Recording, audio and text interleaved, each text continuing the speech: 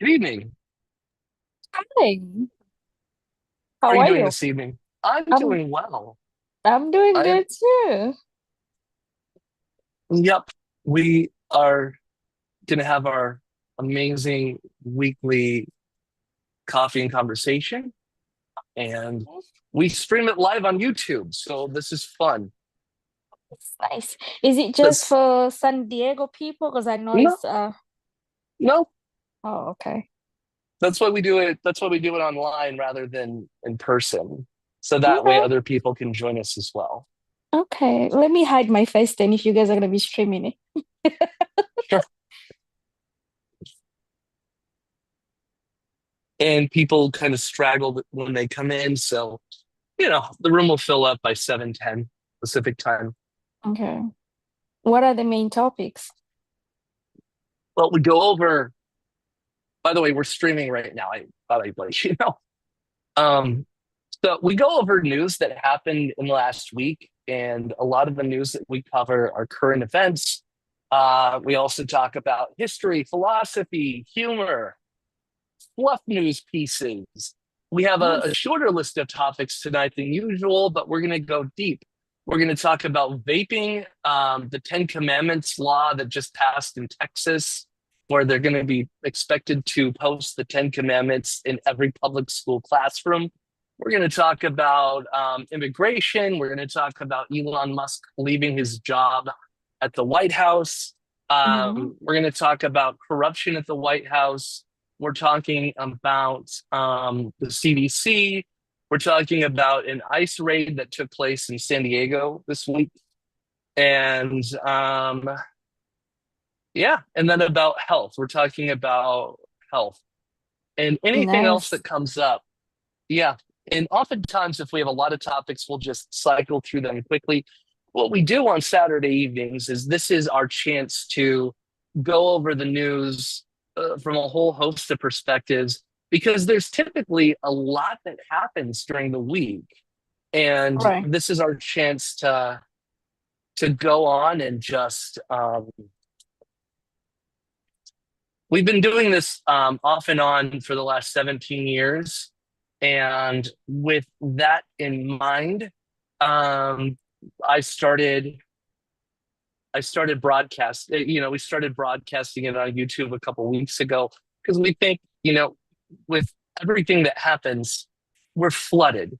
We are flooded with a ton of news, a ton of information, and it's hard to make sense of everything. And that's not exactly, unintentional either. That's not unintentional. For example, Steve Bannon, one of Trump's advisors, says he has a name for it. He calls it flooding the zone. Mhm. And they flood the zone, they just overload us. And that's the point. If you overload us, we cannot possibly respond effectively when we're being overloaded. Makes sense. Hmm. Well, I'm excited. Yeah. All right. Demetrius, how are you? How's it going? All Going right. well. Going well. Um, Plenty of stuff to talk about tonight, and I've been working on some other programming for the Humanist Association of San Diego. Okay. Um, and I will be covering that shortly when some other people pop on. Okay. As you know, people tend to traipse in. We're broadcasting live on YouTube right now. Oh, really? Oh, like last time. Hmm.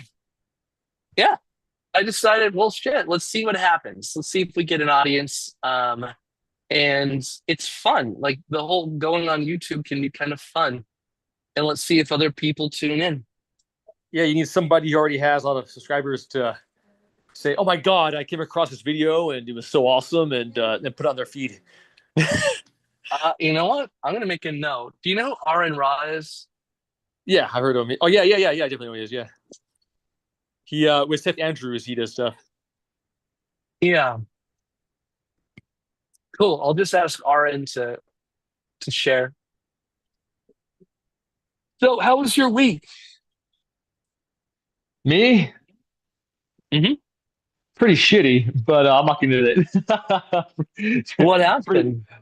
I'm not gonna talk him on YouTube, but not a good week. But I'll Gotcha. live. I'll live. But Gotcha.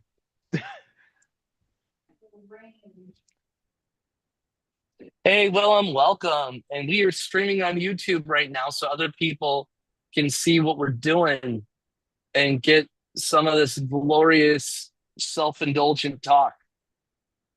that's odd. Rose left, and then there's William. Okay. Yeah, Yeah, what's the YouTube channel? it's Humanist Association of San Diego. I just want to see how many people are on. One, and I think it's me. Okay. It's youtube.com/@Humanist Association. In that case, I'll go on video. But everybody start somewhere. Yeah, I'm going to stream it so we at least have one person watching. No, it's fun because like we need good progressive voices, and we have great progressive voices. Are you going to be the Joe Rogan of the left, Jason? Sure, why not? I'll just juice and I'll take HG1 or AG1 and I'll invite a bunch of whack jobs on and say, oh, okay. Yeah. I mean, cool. I could do that. I could totally be. I'm considering a couple podcasts myself. I have four of them in the hopper that I'm ready to work on. One is going to be on politics, one is going to be on humanism, one's going to be just fun and crazy. And what is our live stream down? Okay, we're back. Good. And we're gonna do a lot of cool shit. We're gonna do a lot of cool shit.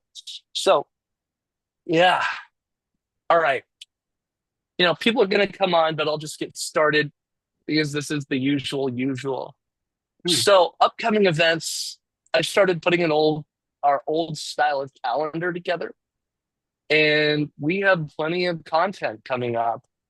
Like Sundays, the Humanist Explorations are back.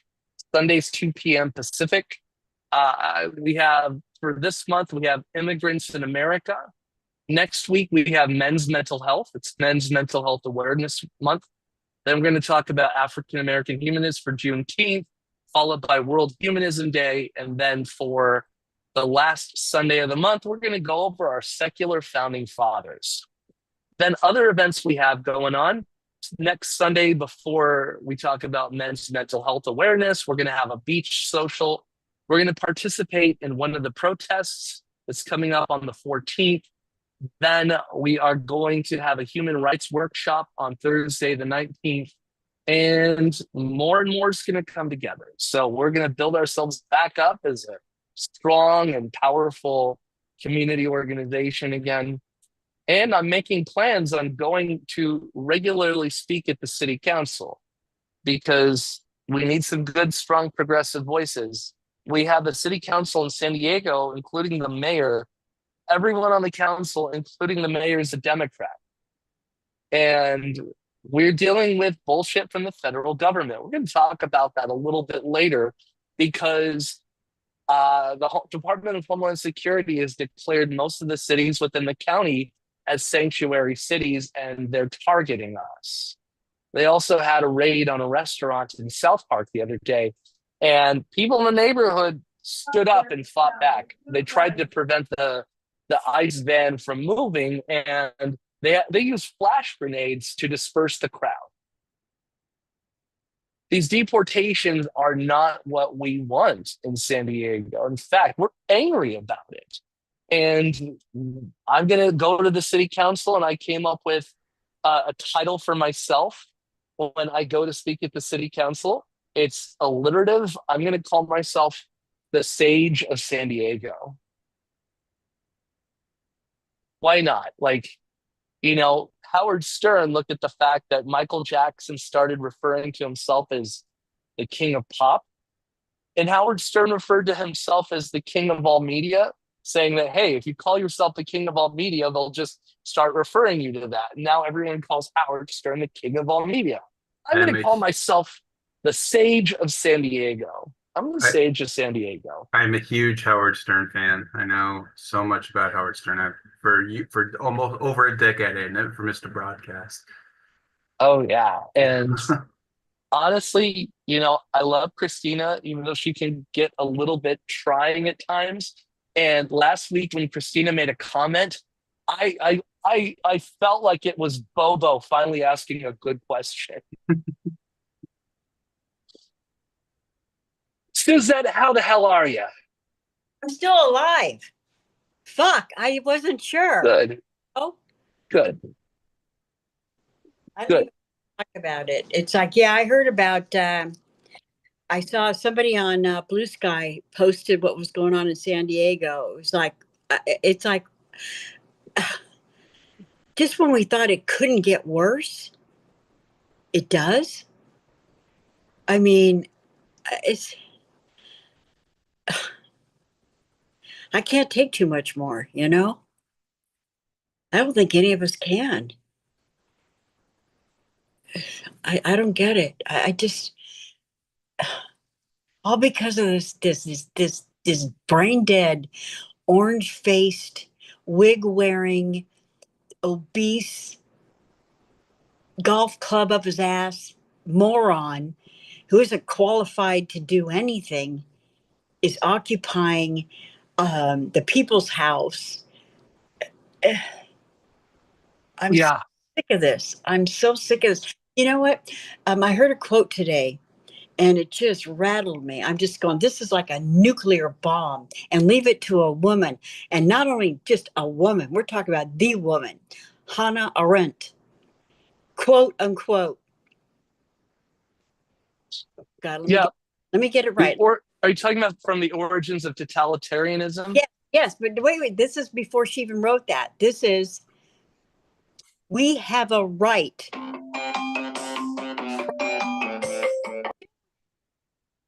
Who did that? No, that was not a Zoom bomber. I think someone had a sound. It's fine. We're good. Okay, her quote is, we have a right to have rights. Boom. Yes. Do I have a Hannah? I think I have a Hannah Arendt book on my shelf, but I'm not sure. I have I have a bunch of my books at a friend's house right now, but I'm looking. I believe I have a Hannah Arendt book. I'm not sure though. I thought that I did. Anyway, I have some books by Hannah Arendt. Um, yeah, we need this talk right now. We need Hannah Arendt Yeah. in such a potent manner. Um, God, I don't have all of my books on my shelf. I'll have them on my shelf soon. I will have them on my shelf soon. Okay, so we have more people coming in. Willem, how was your week? I literally just sat back down right as you asked that question. I'd stepped away for a second. The week was okay. There's not really much that goes on. I take care of somebody full time who doesn't really move. So, you know, this has been my week. And we have a gentleman named Mike who just stepped out of frame. I had an okay week. Hold on a sec. Christina's here. Yay. I love Christina. Christina, how was your week? Um, well, I'm dealing with some medical hell right now. Everybody's passing the buck. Let's see. Had an appointment. I just now found out that this stupid GP that was giving me all the problems was out of network, but then everybody's showing that he's in network. I can't get to my insurance. And then they referred me to a scan. And I looked over and everything was wrong. The code was wrong. Everything was wrong. And I was supposed to get a free scan for a yearly thing. Mm-hmm. And really quick, just as a trial, we're streaming on YouTube. I want to see if this takes off because we have an incredible amount of progressive talk. I mean, like seriously, like most of the people who tune in for this weekly meeting tune in just to listen. So it's almost like it's become a show. So why not treat it like a show? So, Mike, how are you doing? I'm good, thanks. I had to step out to I'm trying to make some pasta. So sorry about the alarm that told me to go start you're the fine. pasta up. You're fine. My Oftentimes week is good. Everything's good. yeah, oftentimes we will have Zoom bombers, so that's what Yeah, the reaction was to. totally. I get that. Yeah. But the thing about the Zoom bombers is they're not great at what they do. That's what I don't like about it. They're lousy at it. And I told them, you know, we've had sessions where I've told them, like, listen, this guy's name is Howard Stern. He has a full staff that he has people hired just to make phony phone calls. So, you know, if you want, listen to Howard Stern, listen to Sal and Richard, listen to how they prank people. When he does And then Ethel come back. Mertz. Yeah, I'm talking my husband over here. You hung up on my husband. And I remember we're- Sarah Palin getting pranked once. It was epic. I can't remember what it was. She was being pranked by I want to say a Russian radio show, but it could have been they could have been European. They might have been actually. They might, but Yeah, now something it's about all Russia. over the place. I think it was Yeah. it could have been a Canadian comedy radio Yeah. team from Yeah. Montreal. Yeah, It's that Nice. brand. Yeah, I remember that. nice. And James, how are you doing? Welcome, James. Just lovely. Thank you for having the meeting tonight. Yeah, of course. This is what we're doing now. Like I said, we're streaming on YouTube. I'm going to keep giving that as a disclaimer until people know that we do that, because we only have one person watching, and it's me monitoring our stream. And it's fine. And additionally, I recorded a song this week. It's 29 seconds. Would you like to hear the song, Christina? I need to ask, is this just live streaming or is it going to be like recorded and put up there forever? It's live stream, but it's also recorded. The whole idea comes down to the fact that we have such amazing progressive talk that people should hear what we're saying. Because the thing is, like I said, sometimes people just tune in on a Saturday night. They don't even want to talk. They just want to listen in. And we cover the news from a deeply progressive, secular, humanist perspective. And we need more of that. Also, a lot of the people who post on YouTube don't have professional backgrounds in the social and behavioral sciences. I'm a political scientist, so I provide that. We also have other people with different specializations like engineering or something in the humanities. So our little ragtag group presents something that is incredibly useful, and it would be a shame if we didn't broadcast this for other people to see.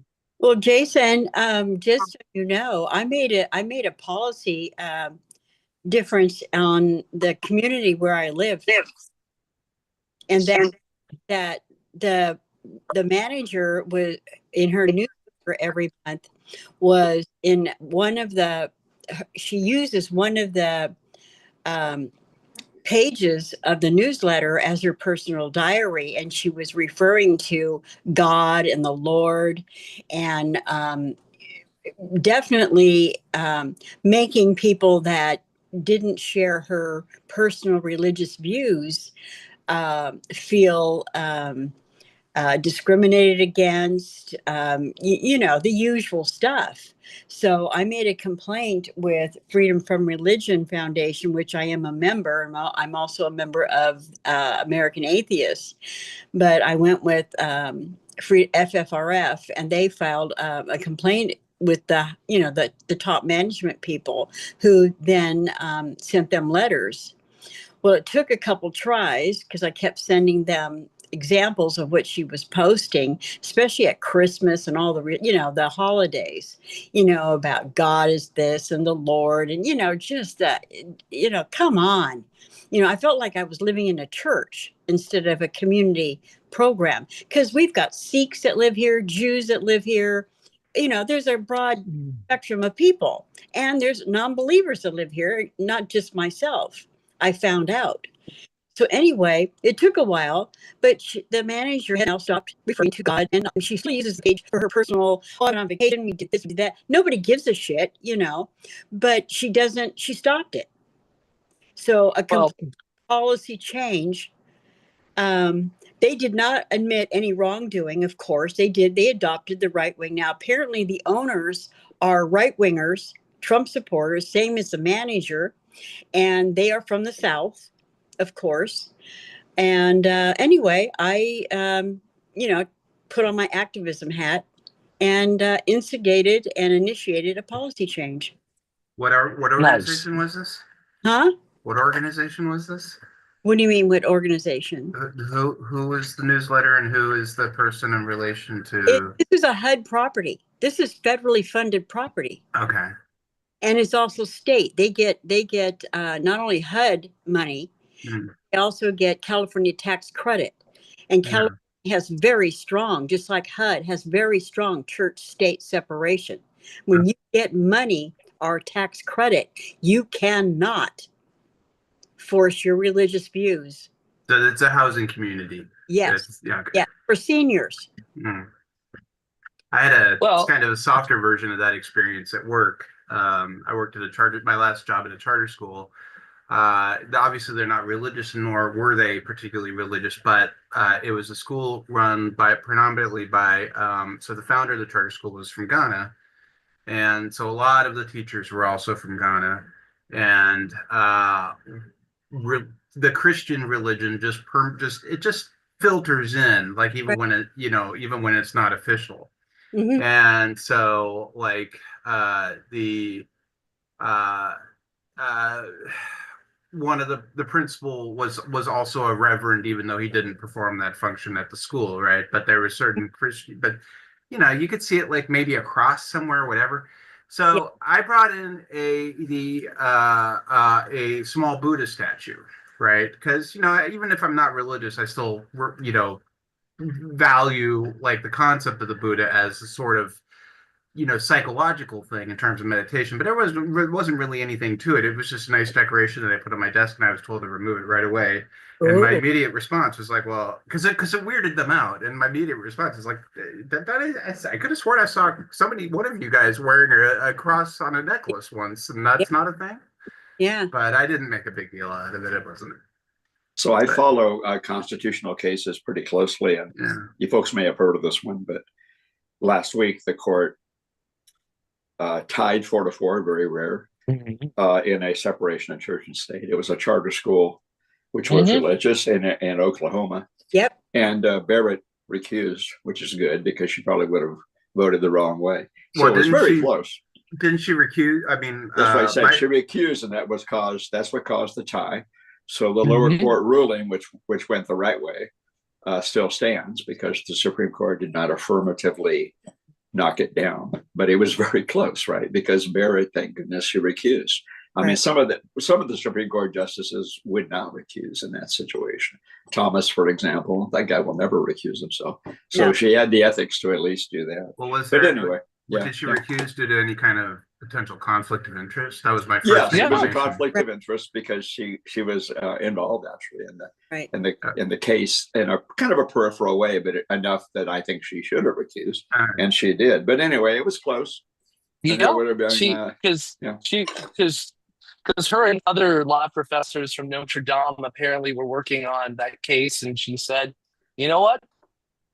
I am not going to participate in this because I have integrity." And I appreciate that. The I word.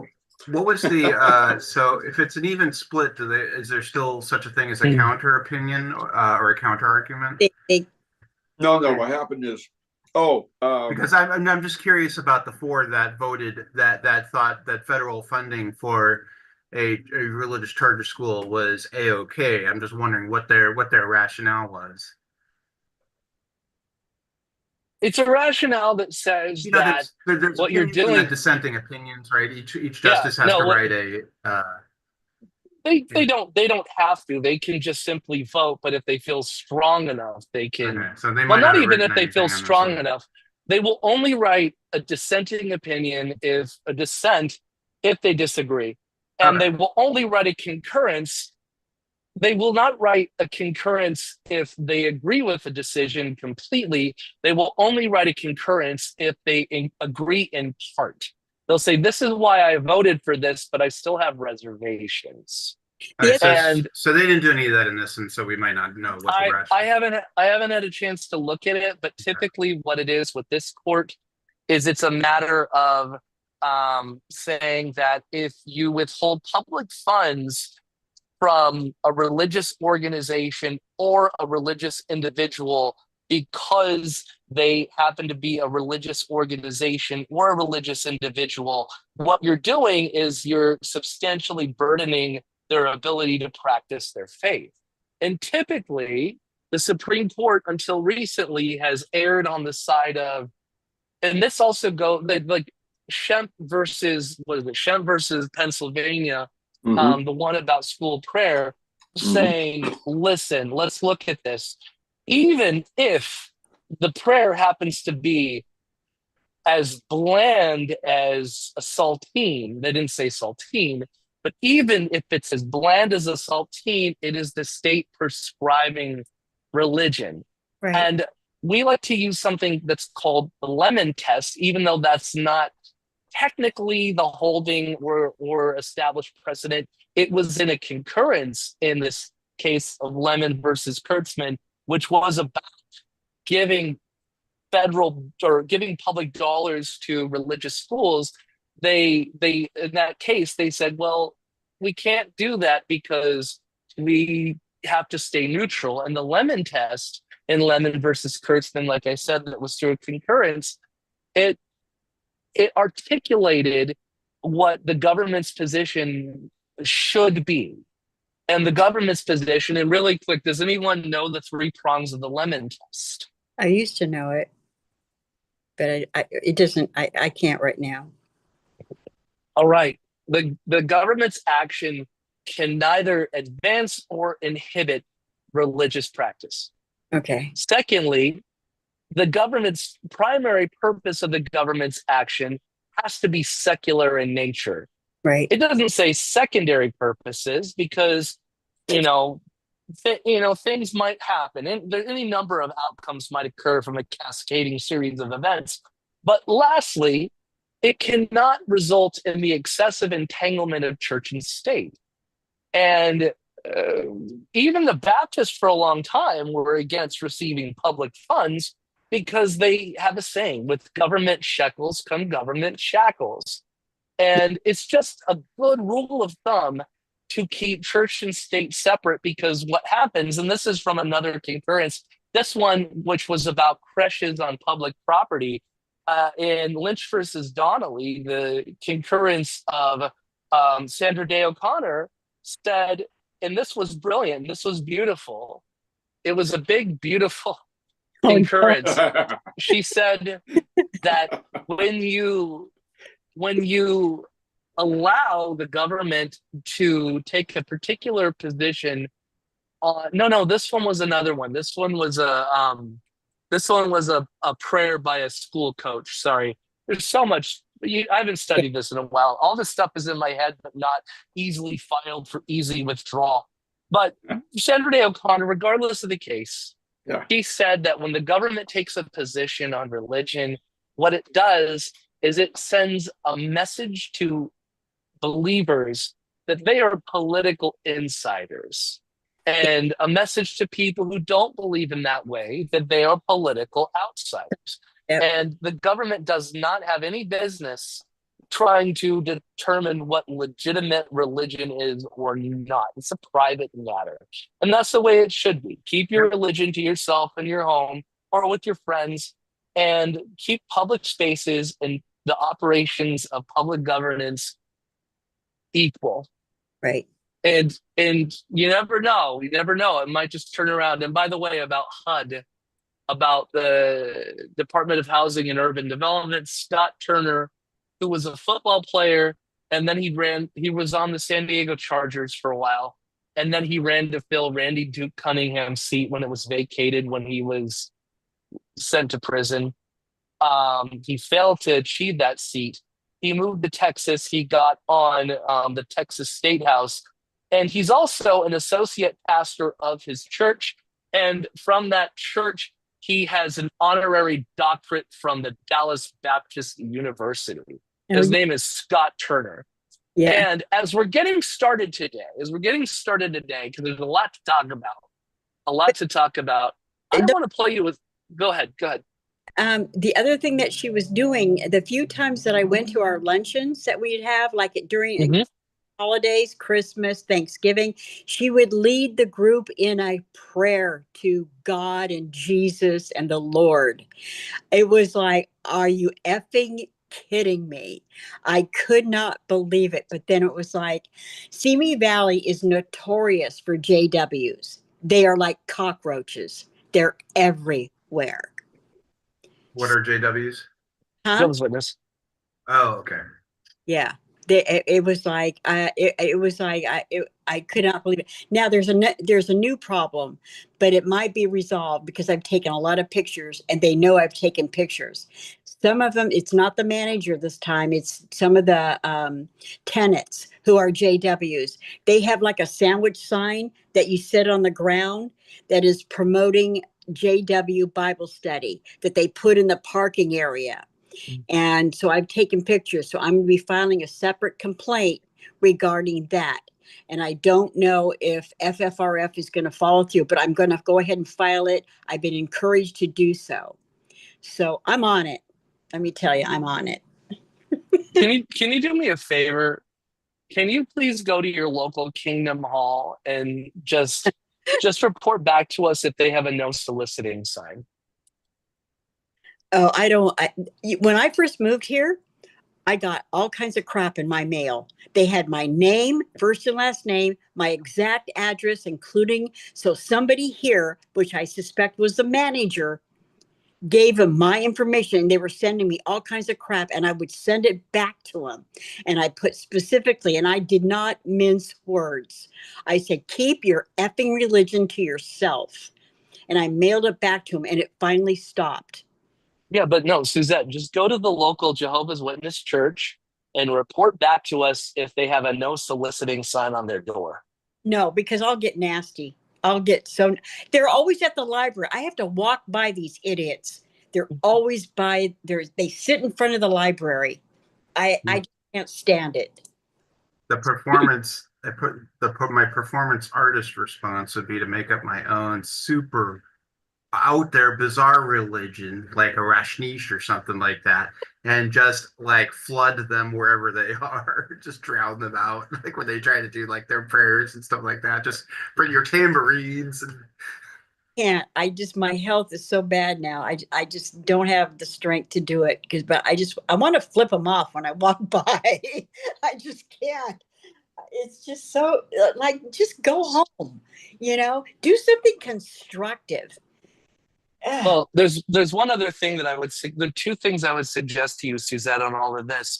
Number one, just have a conversation with the president of the building or whatever her title is, who has the newsletter, and just the man, and do me a favor, just ask if she could include a couple pictures of targets inside her column, and just say, well, I want to train my bird. I've been using I found a lot of use for your column, and I'd like to train my bird. And then secondly, what I want you to do is the next time the Jehovah's Witnesses come up and they talk to you, I want you to say, you know what? I want to thank you because you've opened my eyes and I am a believer. And I have to say thank you. And in saying thank you, I have to say, Ashhadu an la ilaha illa Allah wa ashhadu anna Muhammadan Rasulullah Allah. Gesundheit. No, they don't come up to me. Believe me, they stay away from me. By the way, what I just did is the Shahada, I know. which is the profession of faith in Islam, and say, Yeah. I'm not a Muslim. It worked a little too well. All right. So I had a busy week. I just graded essays and tests. I've been doing work for a friend, looking for a job, and trying to build up a couple businesses, including my secular celebrant business again. I have a few weddings coming up. This is awesome. And I've been trying to make more content.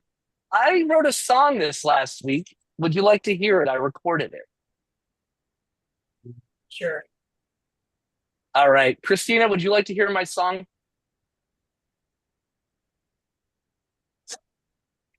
Yeah, if you want to play it. Demetrius, would you like to hear my song? It's very timely. Sure. All right, here we go. Hold on, did I share the sound? This is a big pro. This isn't a prologue, it's a prolapse. Okay, here we go. They call him Taco, corrupt and demented. Never will see tariffs from me. And we know Taco has grand illusions. Fascist illusions destroys our country. There we go. That's the song of the week.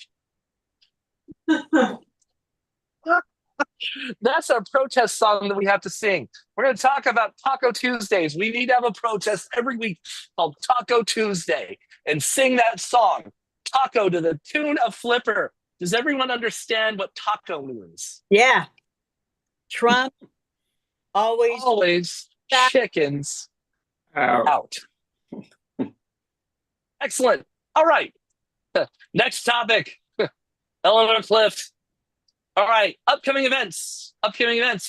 We're doing our Sunday Humanist Explorations again. These are broadcast online, and I think it's great.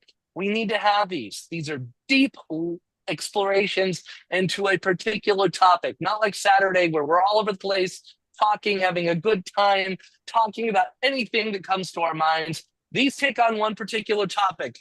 The Sundays in June, starting with tomorrow.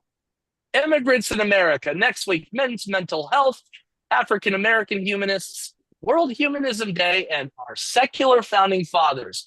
Those are for the 5 Sundays in June. For those who are in the San Diego area, on next Sunday, we're going to have a beach social in the morning and at lunch before we do our weekly humanist exploration. On the 14th, we're going to be taking it to the streets for the No Kings protests. And on Thursday, the 19th, we're going to have a human rights workshop. Still putting that together. And now on to some news topics. All right, so this is interesting. According to a study from the UK, it came out saying that both vaping and smoking are bad for you. While vaping has been said to be a healthier option, according to the study from the UK, there's blood vessel dilation due to inhaling nicotine and additional damage from, oxidative stress and inflammation from the metals and the glycerin and the other chemicals, including carbonyl compounds and the flavorings. And they cause damage to the arterial wall, leading to cell death and arterial sclerosis. So vaping, it turns out, is not that healthy for you. In fact, the same issues outside of lung cancer in terms of cardiovascular damage happen from vaping as well. Thoughts on this one? That's a I no-brainer. would say that that's probably true, but the prevalence isn't as high as with cigarette smoking. That's my response to it. I had a bit of a smoking problem, not a huge one, but I started smoking while I was driving, and so I quit by vaping. And the vaping was just, I could start jogging again with vaping.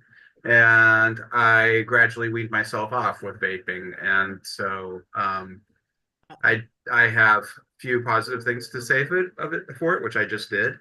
But yeah, I mean, I wouldn't market it to kids, and when they started doing that, I agreed with all the prohibitions that went in place for it.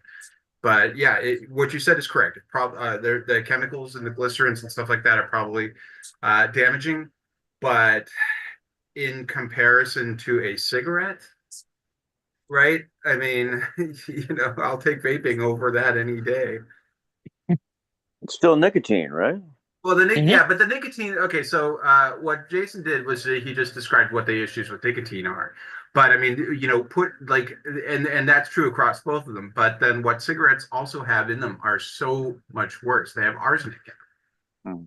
right? So it's not the nicotine, it's the other stuff, right? It's Right. the other stuff in the cigarette. Uh-huh. It's the fact that you're smoking it. I mean, the smoke itself going into the lungs is cancerous, right? Right. That element is missing from the vaping. Although Right. it sounds like there might be something that Yeah, but comes up instead, but don't you inhale when you vape? Don't you inhale it? it's not smoke. Yeah, What- you're not getting tar. You're not getting Yeah. tar from. But why don't you just smoke pot or hashish? Well, okay, but then here you go. I do take marijuana, but I take it in microdosing it in edibles. Yeah. When you're smoking marijuana, you're doing as much damage to your lungs, if not more, than even by cigarettes. Well, Mhm. then do brownies. Yeah, well, there you go. Like I'm Yeah, a but big can't marijuana function, proponent, but not for smoking it. Okay. Mhm. Yeah. All right, Problem solved. Christina. Christina has her hand up. Yeah, what William said is definitely correct. I just went in to see my cardiologist, and my cardiologist was absolutely ecstatic in changing off of cigarettes and said that that was 20,000 times worse. So, whatever this study is, I guess it hasn't gone to cardiologist's opinion. Right. And it's something as a cigarette's got 7,000 chemicals, and I think maybe a Wow. vape has got maybe Yeah. 3. So Three? he said he wouldn't worry about the nicotine. He's like, he would put 1,000 patches on me and give me a bunch of lozenges, and that nicotine was not the problem. So where did you get this study, Jason? And what exactly? This one was name? I saw an article about this. This is a study out of the UK. I think it's from the University of Manchester. And Mickey just came in, and this is a great topic for Mickey. And there was a couple other things I wanted to say about this. So, number one, Mickey, there was a study that came out of the United Kingdom where it was talking about the potential long-term adverse side effects of vaping. And this comes down to damage to arterial walls. And this is strictly related to the metals and some of the chemicals in the flavoring and the nicotine itself. So long-term cardiovascular problems. And a couple other things that came out of the study is it did acknowledge the National Health Service. Because keep in mind, like in the United Kingdom, they're not as bound to the tobacco industry as we are here in the United States. Right. But they said that one of the problems that emerges is frequency of use due to convenience, because a lot of smoking restrictions will force people who are smoking to go outside, to go into different areas, and it's heavily inconvenient. But people who vape will have more places they can do it, so the frequency will go up with the vaping, so you get more nicotine in your system. Additionally, like I said, this is not a overnight type of thing. This is a health risk, but at the same time, the National Health Service in the United Kingdom has demonstrated through its studies that youths who will vape tend to start smoking first, and it is a way to wean yourself off of cigarettes. Additionally, there's one other factor I want to bring in, then we'll get Mickey's perspective, then we'll go back to Christina. There's an environmental factor that comes into play, and it is also dealing with young people vaping more than older people vaping. Older people who vape tend to get a device that is refillable, and younger people that vape tend to get disposable e-cigarettes. And those things just load up the landfills with lithium ion batteries, and they're terrible. So older vapors tend to have more of an positive environmental impact because they have a refillable. Younger people buy those bright colored, shiny ones at a gas station, and it's not great for the environment. But like I said, this is not an overnight thing that you're going to have a heart attack if you stop vaping. But this study came out looking at the effects of vaping on the system, saying that over the course of a long period of time, while it's not lung cancer, your arteries will receive damage from vaping. Mickey. It's all bad. It's just another drug. You're not Mickey. I know. You can call me Mickey. Mickey. Okay. Thank you. Thank you. I'm pulling your leg. Oh, Mickey, but it's okay. No, yeah, no, I've been waiting to say something. Oh my God. Okay, go ahead. Go. All right. So before I take this study seriously, there are physicians and people who do studies that are, thorough and will examine this study. This study needs to be analyzed. Who wrote it? Who paid them to write it? That kind of stuff. And even though it's coming out of Britain, which, as you know, has in their national health prescribed vape to get people off of smoking. It is not prescribed in America to get people off smoking, even though it is the most effective way to quit smoking. They don't prescribe it because of the pharmaceutical industry entanglement with our system. But yeah, I need to know more about this study because the metals, the claim of metals is specious. The metals don't go into the vapor terribly, and I have anecdotal evidence of that, but there's probably more metal in car exhaust than there is in vapor, and nobody's doing anything about that.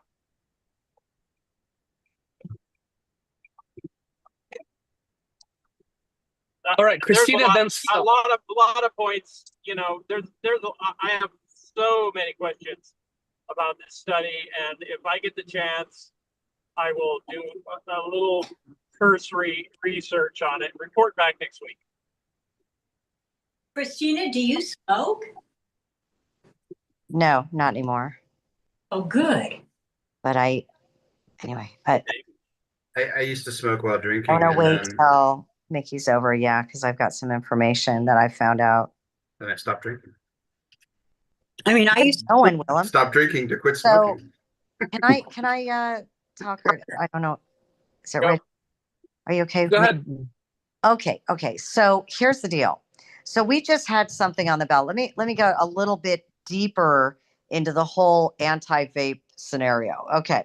Now, I have done both. I've smoked a cigarette. I've vaped a 5%. I would guarantee you a cigarette is more addictive. A cigarette has got a kind of a head rush and it has carbon dioxide in it. Okay. So the rush you get from a cigarette, whether it's an ultralight, whatever, is definitely less. I'm sorry, more.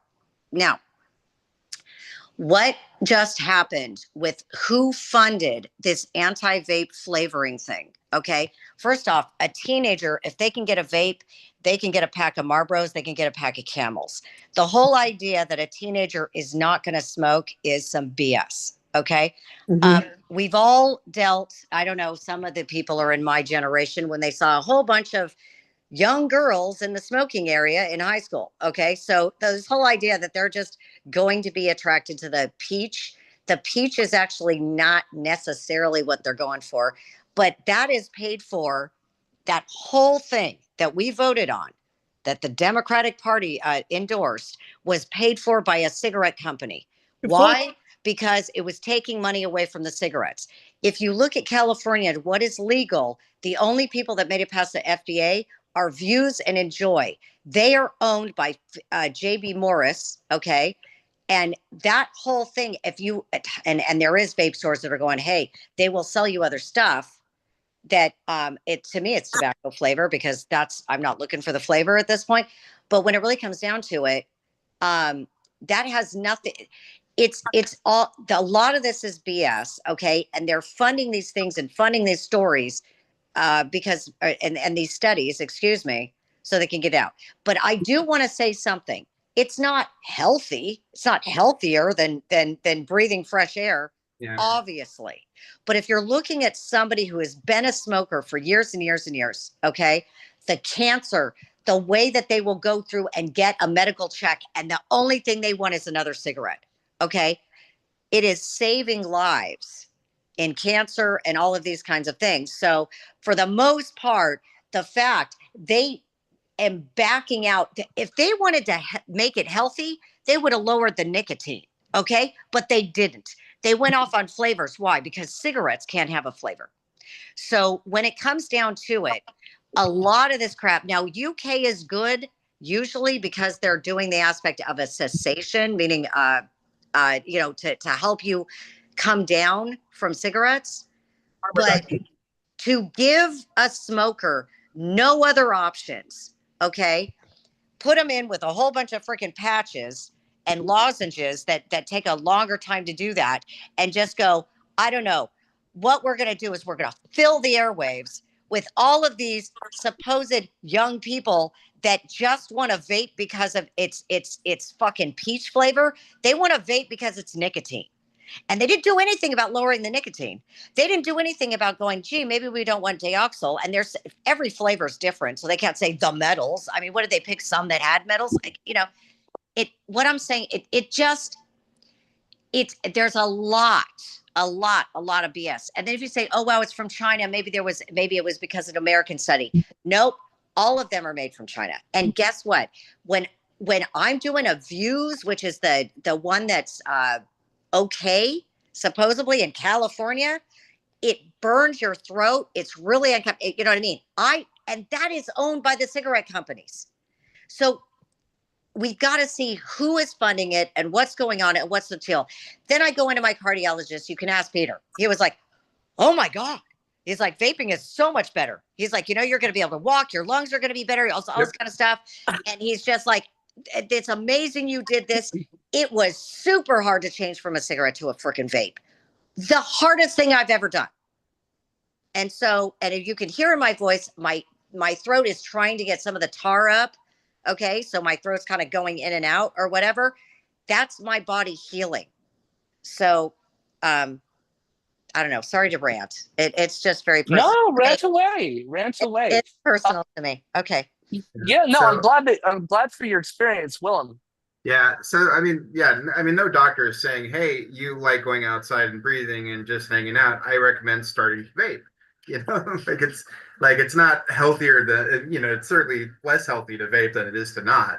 But, so the way I quit, I forgot to say it, the way I quit was I did start at a certain nicotine dosage, and then I gradually removed it down to nothing, right? So when you order, I was doing the rechargeable ones where you can have the one pen and then you keep ordering the flavors and replace out the battery once in a while. But I started at the strongest nicotine setting, and then over time I went to the weakest, and then I went to nothing. And at that point I was, my favorite flavor was caramel cookie. So I was just inhaling empty caramel cookie vapor, and then it was just like, yeah, I should just go get you know what I mean? Like, I should just go get a cookie at that point. Like, and so I was able to wean off the nicotine. So you can adjust the nicotine levels on them, but you just have to order them that way. All right. I make my own juice. I set the nicotine level to whatever I need.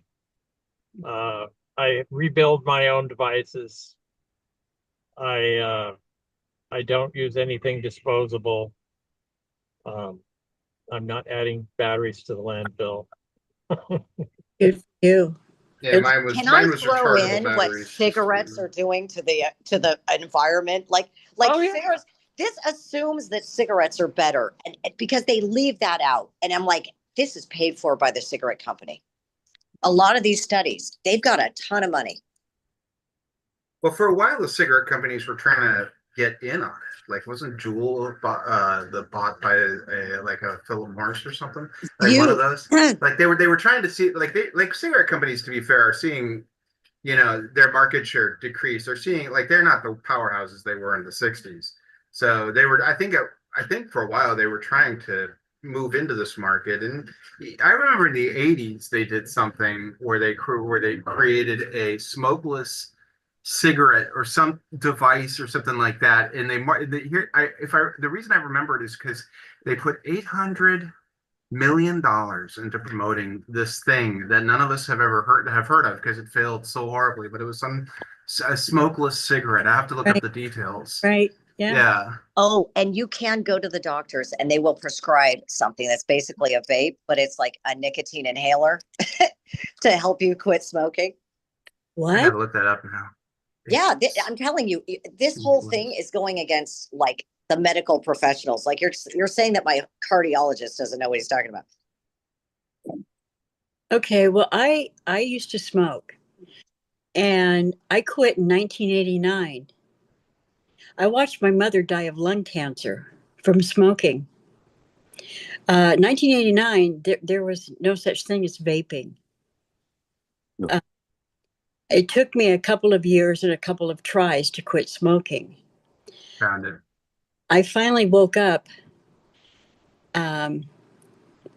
with my mother in the hospital, dying of cancer and brain cancer, lung cancer and brain cancer. And my first grandchild was being born in another hospital. So I was on an emotional roller coaster. And I woke up one day in between that. In fact, I think it was December. I forget. It was a day in December, and I had like a half a pack of cigarettes, and I threw it away. Never smoked since. That was it. I was done. I know it's a struggle. I know it is. I mean, my heart goes out to people that are trying to get off it. It's a drug. It is an addictive drug. Sure it is, yeah. And tobacco companies are drug dealers, period, end. They want you hooked. That is their goal. They want to make money from you. They are drug cartels. That's it. And I don't know any I mean, back in the day, we're not talking about the 60s. If you look at any old movies, everybody's fucking smoking. I remember going to work in the 60s and the room, everybody was smoking. I was a key punch operator. We had ashtrays at our desks. The boss smoked. Everybody smoked. My boss at one of my jobs had emphysema and he smoked. Everybody smoked. My parents smoked when I was growing up, and I wanted to be just like my mom and dad. My dad smoked Camels. When they were smoking, they didn't even have filtered cigarettes. That came on while I was growing up. Women had those long plastic filters that they put on their unfiltered cigarettes. My dad hated it when he caught me smoking. They didn't want me to smoke, but I did it anyway because I wanted to be just like my parents because it was cool, you know? Those are my parents. Yeah, and we've had such a horrible relationship with cigarettes in this country. Remember, they used to use the Flintstones to sell Chesterfields. Doctors. And doctors would say it helps your T-zone. And I'm not saying that vaping should be completely avoided. I'm just putting out the information of a study that said the potential long-term effects are going to be cardiovascular in nature because of damage to arterial walls. But the aspect of people using it to get off of smoking cigarettes, this is amazing. It's kind of like using an antibiotic. An antibiotic isn't going to hurt you in the short term, but if you take an antibiotic for a really long time, there goes your gut biome. Right. Not only that, but it is noted in my medical record that I was a smoker. So it's noted in the medical record for health reasons. Because of the rest of your health as you age. Next topic. So, we're in a La Nina year. And you know what that means? It's going to be kind of hot and kind of dry. Looking at the long-term forecast for the season, we are likely to be slightly above normal in terms of temperature in California. And it's saying that's a 50-50 chance whether we're going to be below or above normal precipitation. So it could go either way for us. Other parts of the country, like Montana, Utah, the Deep South, and Alaska, are looking at excessive temperatures. And even Washington State and Oregon are looking at low precipitation and excessive heat. This is not going to be a good year for people who don't like fires. This is going to be a great year if you like forest fires. And this is going to be rather dicey and scary. Additionally, this is not going to be a great year for people who don't have air conditioning. This is not going to be a great year for people who work out of doors. This is going to be a hot year in the United States and elsewhere around the planet. Only God can change climate. Climate goes through cycles, and carbon dioxide is good for plants in the atmosphere. That's everybody in Alabama just responded to that. Carbon dioxide is what plants crave. Yeah, like idiocracy, right? Yes, that's what that's from. By the way, King of the Hill, the reboot is coming out in August if you want to see it. Is it a reboot or just aren't they just older? It's a continuation. Sorry, it's Yeah. a continuation. They're bringing it back? Really? Yeah, they're continuing the They're story. continuing this. No way. The voice actor who did Dale, though, Dale. The voice actor who did Dale unfortunately died, so I don't know what's going to happen with And I that. imagine Brittany Murphy probably won't be reprising her voice either. Oh God, both Brittany Murphy as well as Tom Petty. There's always AI. Wait, did Petty die? I forget. Yes, Oh. Petty died of a drug overdose. Oh no. I didn't He died know that. of an oxy overdose. Oh wow. Oh man. But Mike Judge is still there, and we're going to see Hank Hill transform into Mr. Oh, Anderson that's the from Beavis connection. and Butthead. We're going to see forgot Mike. he did that. Yeah, we're going to see, because that's what we base Hank Hill on, was Mr. Anderson from Beavis and Butthead. Right. These two boys have been whacking in my tool shed. And then Bobby, of course, it said that Hank Hill got a job in Saudi Arabia for the petroleum industry, and now him and Peggy have moved back to Arlen, Texas. And that apparently Dale went and he ran for being the mayor of Arlen, which would be a really interesting thing. Oh good. And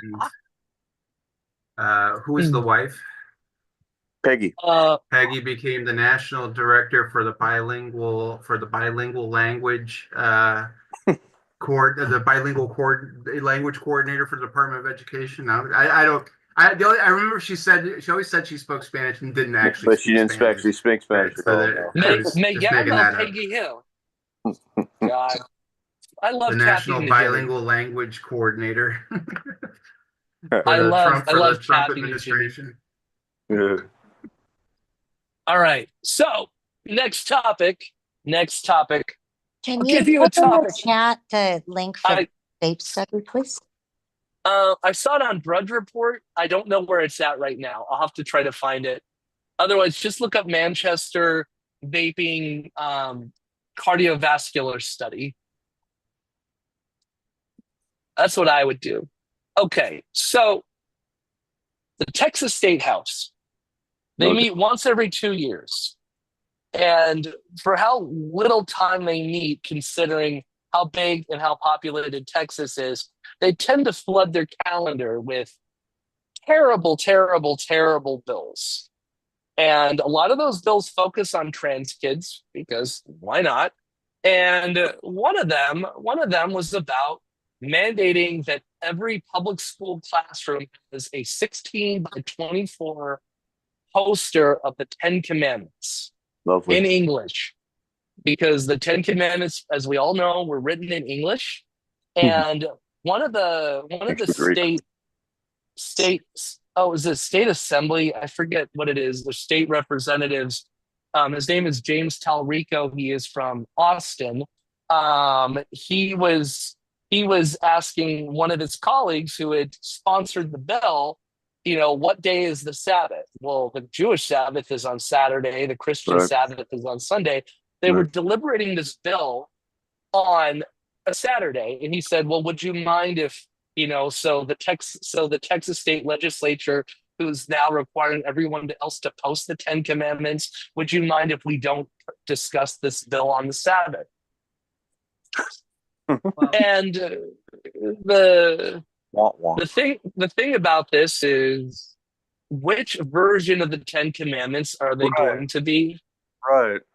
There's like 3 in there in the Bible. No, well, at least three. So think about every Christian denomination probably has a version of them, and then Here we go. there's a Jewish version. So All right, oh, here we go. look at that. Jason, did you say they only meet once every 2 years? They only meet for a session every 2 years. The state Congress? State House in Texas, that is correct. For, I lived mean, there. I lived there for a couple of years. It baffled me. The other State thing House. is, yeah. for like it- a it- week or for how long? I mean, For a couple months, I believe, for like 6 that's months. it. But They then, only work 2 months out of the whole year. maybe 6 months, but out of every session, yeah, it's very limited. Wow. And like I said, for as short of the duration of time that they meet, they really are bad at what they. Well, I guess they're not bad at what they do. Looking at what they do and why they do it, they save all the good stuff for when they get together. They save all that hatred and vitriol and vile Right. garbage for when they're together. Right. And the question becomes, which version of the Ten Commandments are there? This There's is where I different get religious traditions. This is where I get self-righteous and defiantly say, I'll want my version of the Ten Commandments on the wall. It's called the Bill of Rights. There you go. So here's the code. The Septuagint, Yeah. which is Eastern Orthodox Christians LXX, R Reformed Christians from Calvin is R. T is the Talmud. S is the Samaritan Pentateuch. Augustine, it's not Augustine, it's Augustine, is A. Roman Catholicism is C. And the Lutherans are L. So here we go. I have a Here's your solution Ten to it. Commandments. Sure, Good. what's your solution? That every word of every commandment needs to alternate from one version to the other. So the first word is from one version, the second word is from the other, the third word is from it doesn't have to make sense, but that's equitable and fair, and that's how I would legislate it, so that it's just gobbledygook by the time it gets on Yeah, the wall. it would be, wouldn't it? Yeah. Here we go. The commandments according to everyone. The first commandment can be, I am the Lord your God, or thou shalt not have other gods before me, or thou shalt not make unto thee any graven image, which if we're looking at requiring the Ten Commandments to be in every public school classroom, okay. Yeah. Isn't that a graven image? Thou shalt not take the name of the Lord thy God in vain. Mickey, you were studying to be a pastor. What exactly does that mean? God Thou damn shalt it. not take the name of the Lord in vain. Oh, Jesus Christ. Sorry. What is the actual definition of it? Is it saying the Lord's name, or is it saying something in the name of the Lord? What does that mean exactly from your previous evangelical tradition? By the way, we're streaming on YouTube, everyone. It's when you use the name of God, which a lot of people, a lot of theologians will debate what the name of God is. Some people think saying God is God, but other people say you have to be able to say Yahweh or some other inscrutable combination of letters without any consonants or without any vowels is his name. So I mean, you get a lot of debate before you get there. But what they end up with is A lot of clarity here. when you're not talking to him or about him, and you use his name. So if any of those if you use his name in an exclamation or an utterance, and you're not actually addressing or discussing him. So I have a solution. So the rationale for the if I can say something, I don't know if I'm cutting off anyone. No, go But for it. if one of the rationales that I heard for the Ten Commandments is that forms the base. That I don't believe this, but this is what they said, that it forms. It's where our Constitution comes from. It's what inspired our Constitution. And if we're looking at really coming back, if that's the rationale for putting them on the wall because they inspired the Constitution, well, what inspired the Ten Commandments? That came from something else, right? So, I mean, the Code of Hammurabi comes to mind. So I would say cut to the chase. If we're looking for the original inspiration, let's put the Code of Hammurabi up and just cut through the Ten Commandments, if that's really the rationale. I have some of them listed here. They're supposed to be Go for in school rooms that we're supposed to put it up, right? Yeah. Yep. Mm-hmm. Yeah, well, it's saying public school rooms. If a son strikes his father, his hand shall be hewn off. That's one of them. Wow. Son strikes his father.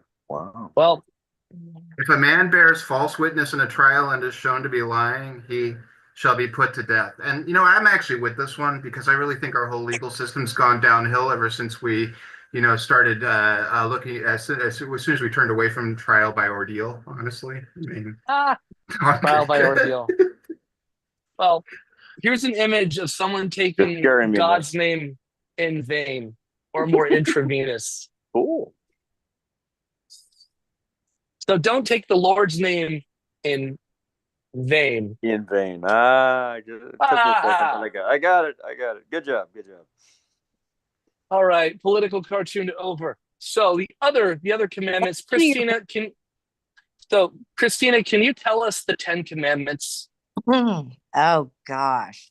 Just count to 10. Thou shalt not kill, false witness, adultery. Oh crap. Nothing about rape or no. Yeah. Well, nothing against slavery. Marriage was rape in the Bible. Oh shoot, adultery. Okay, so damn it, I don't know. I don't remember this stuff. Sorry. You heathen, Christina. I know. Wow, can't tell the 10. My goodness, I'm ashamed. Well, if I would have thought about this earlier, I would have included a game like we've been playing recently.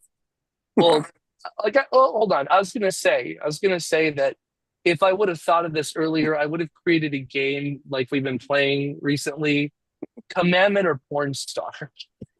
Oh, don't take the God's name in vain. What was that? That 4? So 4 is supposed to be for yourself, and 4 is supposed to be for God? Yes, his vanity, basically. Yes. His vanity. Yes, very much so, yes.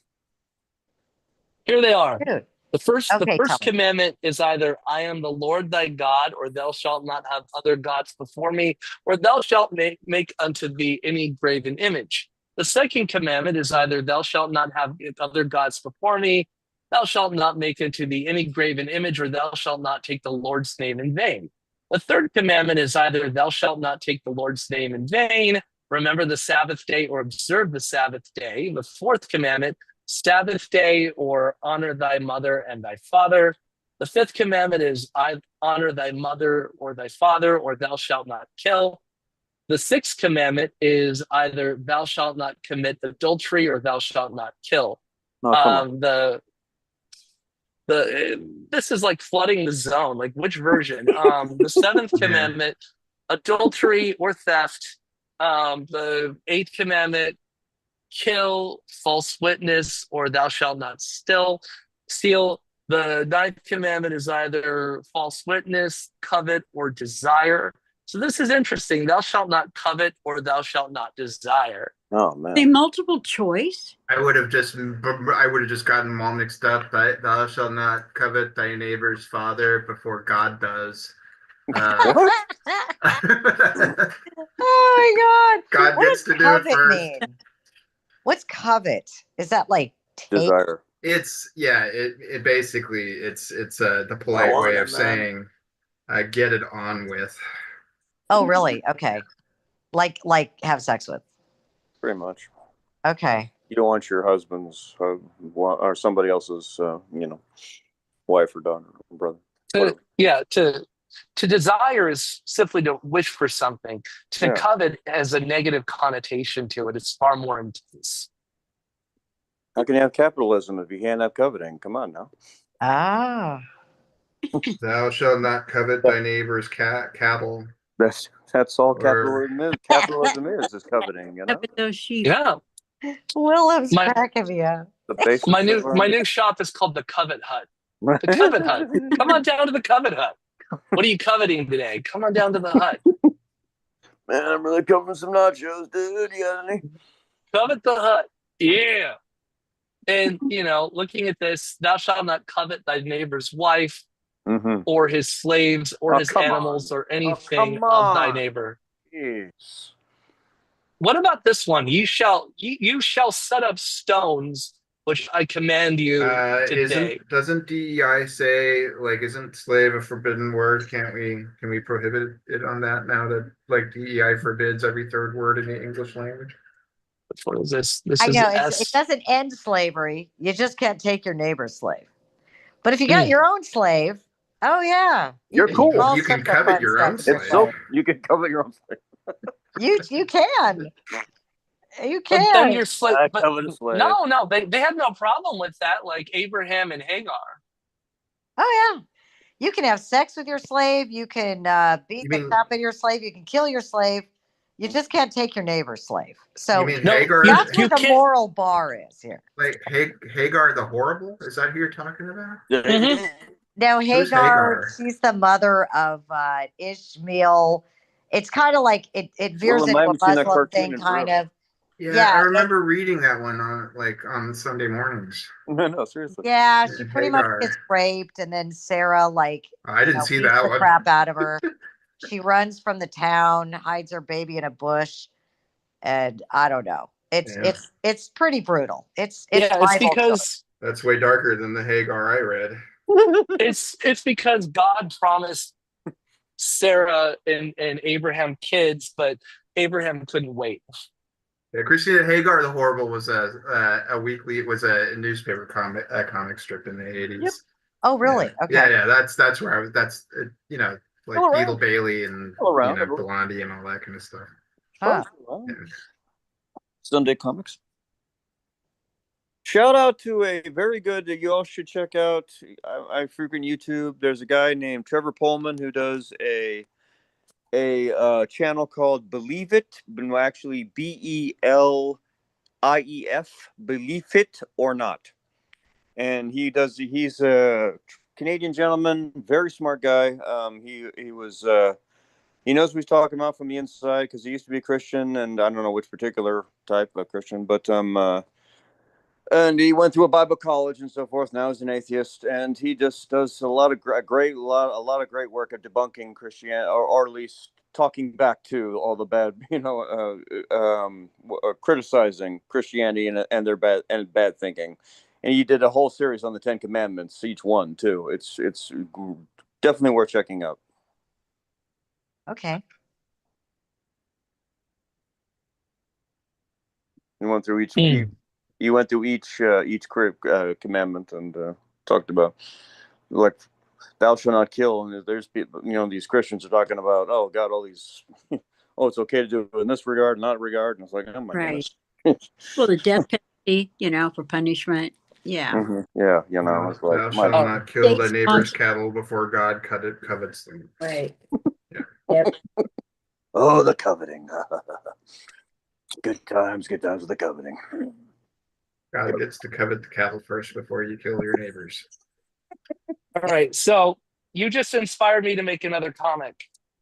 You're gonna cover. Would you like to see my? Yeah, I want to see. Would you like to see my next comic? Cattling of coveting? I mean, cattling covet. Oh my gosh. Is it? So here we go. Here's another one for you guys.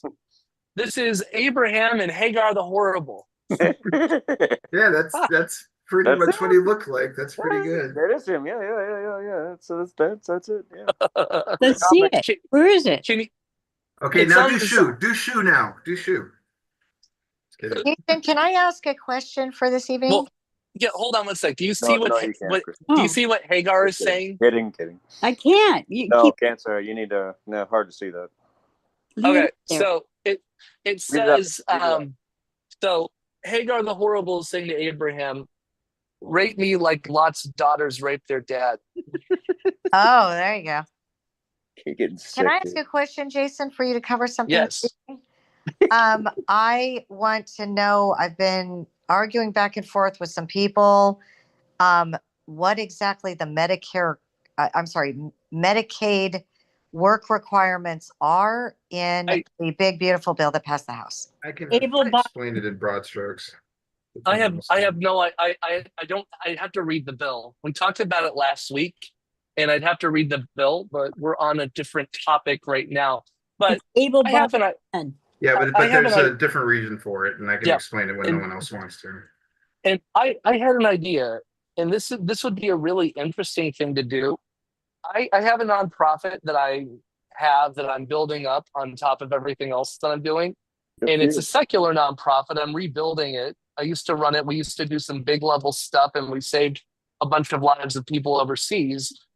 But I had an idea, and with this, and with I believe it's the bill, the law is it Oklahoma and Louisiana that have 10 Commandments laws now.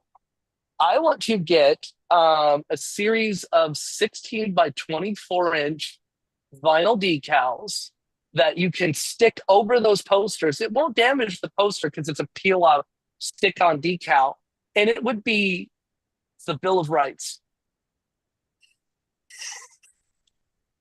And I don't think we're going to have a problem if we can get like 40,000 of them or even 10,000 of them. I don't think we'll have a problem getting kids in schools to go slap them up on top of the 10 Commandments posters in public school classrooms. It won't damage the 10 Commandments poster because that would be a criminal offense.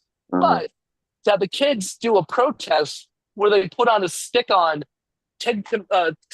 Bill of Rights over the 10 Commandments, I think that would be funny, prescient, and just wonderful. Thoughts on that?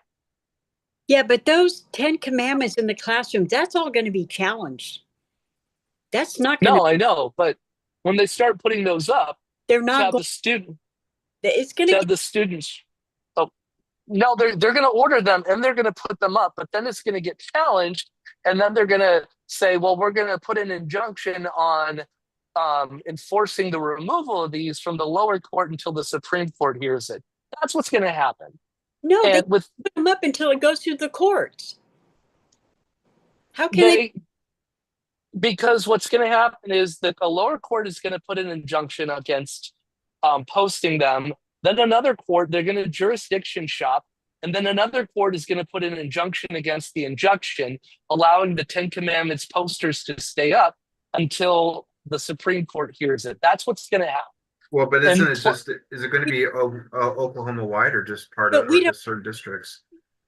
But the thing is, this is also going to be a matter of, are you going to get local authorities in Texas, Louisiana, and Oklahoma to enforce a lower court's decision to take them down? And I would say you probably won't. And that's what Suzette, unfortunately, we can't rely on the courts for this. We can't. And this is a wedge issue that's going to be taken to the Supreme Court. That's the point behind this. Oh, I know. It's also there to do fundraising. So as much as we would hope that the local civil authorities would abide by what the Constitution says, unfortunately, we probably will not see that. It will be obstructed. They will be it's in violation of the Constitution. It really is. And You know they what's know worse? In Oklahoma, they're going to start teaching from the Bible in public schools. That's way worse. Then they Sure, need I'm to stop concerned. funding. Then they don't get any money. The That's money stops. Yeah. The interesting thing on that is if the kids are forced to read this or have it read to them, the teenagers are going to resist. There's going to be a push from teenagers, and that's going to be our greatest asset is the kids who are going to make fun of it and to resist. And so the idea would be print off 20,000 of those 20,000 of those particular decals, have them made up, and because they will not destroy the property of the school system or the state, then we cannot be accused of vandalism, and just put the stick-on over the Ten Commandments themselves and have the Bill of Rights. And then in the news, what is it going to say? That, children, teenagers are vandalizing, the Ten Commandments, but what are they doing? They're staking up the Bill of Rights. So these are kids who are pushing themselves for recognizing our democratic responsibilities. At the risk of sounding a cowardly, kids in trouble, you know what I'm saying? Who cares? It's worth getting in trouble for this. Okay, if you're willing to get in trouble, that's one thing, but to ask them to do so is another thing, dude. They're minors, and plus, if they get suspended for posting the Bill of Rights, I'm sure groups like the FFRF and the ACLU will gladly step in. And what are they going to say? That the kids vandalized the Ten Commandments with the Bill of Rights? Yeah, there'll be a future David Hogg among them.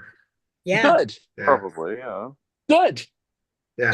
They're going to have really good representation. I mean, this whole thing is being covered by American Atheists is involved, FFRF is involved, ACLU is involved. I mean, it's very well covered. I mean, Well, what are we going to see? Are we how come they're not? Are they the ones challenging this right now, or what? I mean, Yes. okay. also what are we going to see? Are we going to see a school shooter citing the Ten Commandments, saying that he caught his fellow students coveting?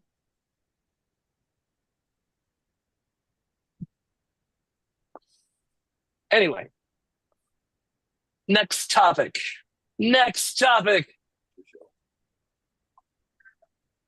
One American News Network has fired its Pentagon correspondent, Gabrielle Cusia. Did you hear about this one? No, let's hear about it. Well, I know they're as bad as Fox, if not worse, probably. Oh, they're worse than Fox. And But, Newsmax, they're just all trying to far right each other these days. Yep, hold on one second. Yeah, the thing is that she was the Pentagon correspondent, and with Pete Hegseth pulling back access from reporters to the Pentagon, that's what we're seeing. That's what's going on. They're Lovely. pulling back access to reporters at the Pentagon. Okay. So reporters said this isn't right, and she got fired. Really? Mm-hmm. Also, speaking of the White House, Elon Musk got beat up by a toddler, apparently. What? He told his toddler, the one who made fun of Trump in the White House, to punch him in the face, to toughen him up, apparently. That's what I heard, at least. And Wait, so Elon what? Musk, when he had a public meeting in the White House on camera, and he had a black eye. So wait, he told his kid to hit him in the face? It's all Yes. How Toughen him what? To toughen up the kid to make Stephen Miller. It's What? Stephen Miller. Yeah. Stephen Miller's the one who punched Elon Musk? Yep. What? I didn't hear that one. Oh, yeah. Oh, there's so many rumors. We really don't know what's going on, but he's using his kid as a cover for what really happened. But supposedly, Stephen Miller's wife went to work for Musk. Yeah. So. Yeah. Well, okay. Okay, there's a lot Okay. going on. A lot of moving parts here. Okay. I'm just saying what Musk said happened, but according to the Hindustan Times, looking it up, So Musk is trying let's to see.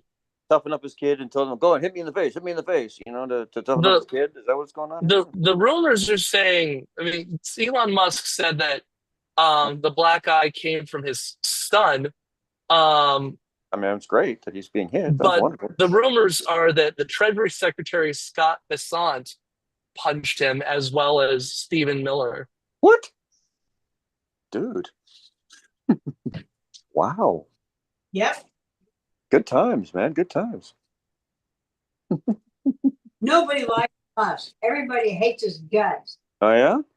Cool. And Elon Musk is leaving Doge. Yeah. I just don't. Yeah, I'm. And oh, go ahead. Yeah, I don't believe any of that for 1 second. I think because it's been so unpopular that he's going to, watch my air quotes, step away just for the appearance of it. But like, he's going to be on the phone all the time. It's just Tesla's taken a major hit because of his involvement. He's going to make the appearance of stepping away, but I guarantee behind the scenes he is going to be full time, zoomed in on all those guys constantly, and that's all just for appearances.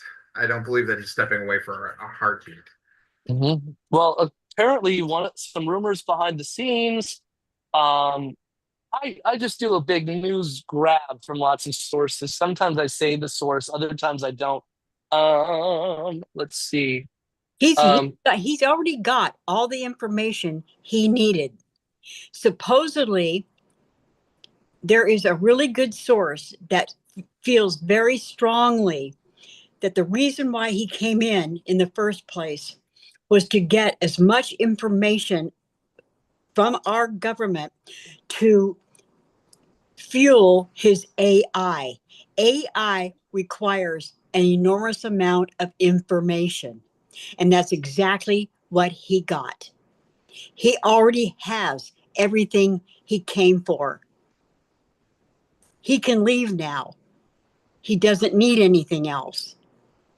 But then there's also some pension fund managers have requested in the strongest terms that Elon Musk return to the company for 40 hours a week. Oh, yeah. Otherwise, face yes. a vote to remove him.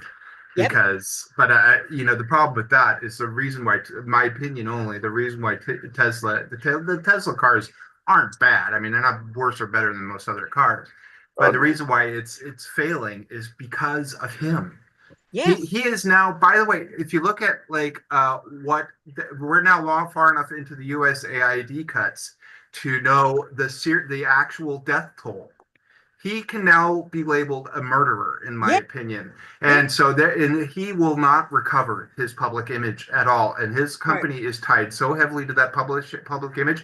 I welcome them to bring him back to Tesla. See how that works for them. Right. Yeah. Let's see.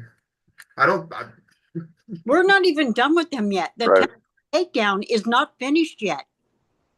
We've done a good job. I think it's the independent from the UK who had this discussion saying that President Trump recently questioned whether Elon Musk pledged to cut $1 trillion in government spending was genuine, reportedly asking his advisors, was it all bullshit? Isn't he the president? Doesn't he know this stuff? What's he doing? Is he playing too much golf? Not enough? What's the deal here? Should he not know his own job and what's going on there? Didn't we hire him to run the country? Why does he not know the stuff that he's asking questions about? That's what I would like to know. But here, these are some things I think are interesting. Busy hanging out with his crypto bros. Yeah, that too. So this is from last year. Musk having lots of phone calls with Vladimir Putin, so he's cheating on Trump. But this is from April. A whistleblower's disclosure details how Doge may have taken sensitive labor data. In the first days of March, a team of advisors for Trump's new Department of Government Efficiency initiative arrived at the Southeast Washington, D.C. headquarters of the NLRB. And I saw this someplace, but I am not exactly sure where I saw it, so don't exactly quote me on this one. But I saw something to the effect of a whistleblower saying that Musk gave sensitive U.S. information to Russia about defense. Wouldn't doubt it. What? Oh my God. Mm-hmm. And from what has been said before, Musk wanted to take X and make it like this Chinese platform that is both social media as well as payment focused, and wanted our information for that as well. I have some details on the labor thing. Oh, really quick. Willem has to take off. Willem, any final words?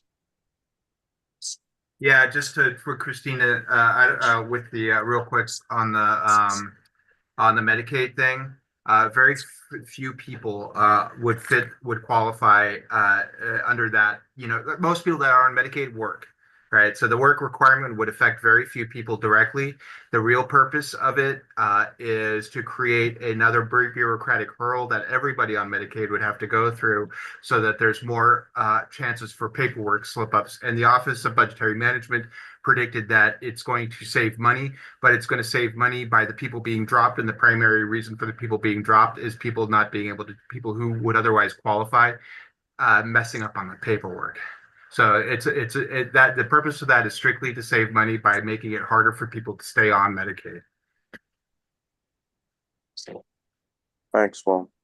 California back. This is all terrible. This is all terrible. You think? God damn it. Okay, so looking at this further, Wait, I'll take that as my. I'll leave Mickey. on that since I said something on the way out. All right. Glad See you were you here. guys. Yeah. Good to see you, dude. so the Labor Relations Board, they got in there, it put a back door in it so the KGB or whatever, the Russians could access the computers directly. So it wasn't shared information, it was shared access. What's the difference? One is they take the information and hand it over, and the other is they let them go in and rummage around for their own selves. Oh, Jesus. But there's It's no. a little worse to rummage around. Because then they can go in and they can alter the information. Who can alter it? The people that. The Russians. Yeah. I mean. Oh my God. Oh.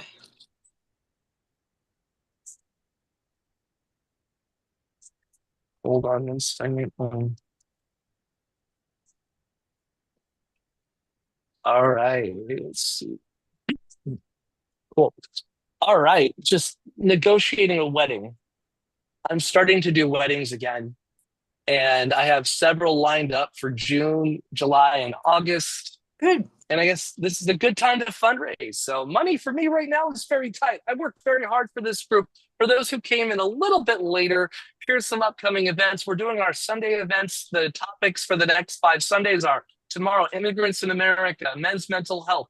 The next week, men's mental health, African American humanists, World Humanist Day, and our secular founding fathers. I'm putting together a workshop on human rights for Thursday, the 19th. And I'm going to start going to the city council as well as the county board of supervisors so I can start talking on humanist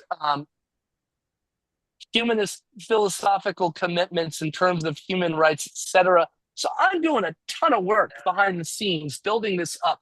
And I'm going to be getting us space to be meeting so we can have some in-person things again, as well as doing some social things. Next Sunday at 11 a.m., we're going to have a beach social before we do our 2 p.m. regular meeting. So really quick, money's tight for me right now. If you like what I do and you want to help out, 10, 20, even $100 help. I got to pay rent. I got to pay phone. I got to pay car insurance, all of that. And I'm a little tight right now because, like I said, my wedding business is going to pick up in the second half of June, and then things will be gravy. But until then, things are very tight. So if you like what I do and you like what we do, here's my Venmo followed by my Zelle. If you want to help out, would greatly appreciate it. It will help me pay my rent, phone bill, meetup, and it goes to the humanist group as well because I pay our meetup, I pay our Zoom, and I'm going to be paying our event space fees, et cetera, et cetera. So it helps us. Helping me helps us. Here is my Venmo and my Zelle. Greatly appreciated. Okay, moving forward.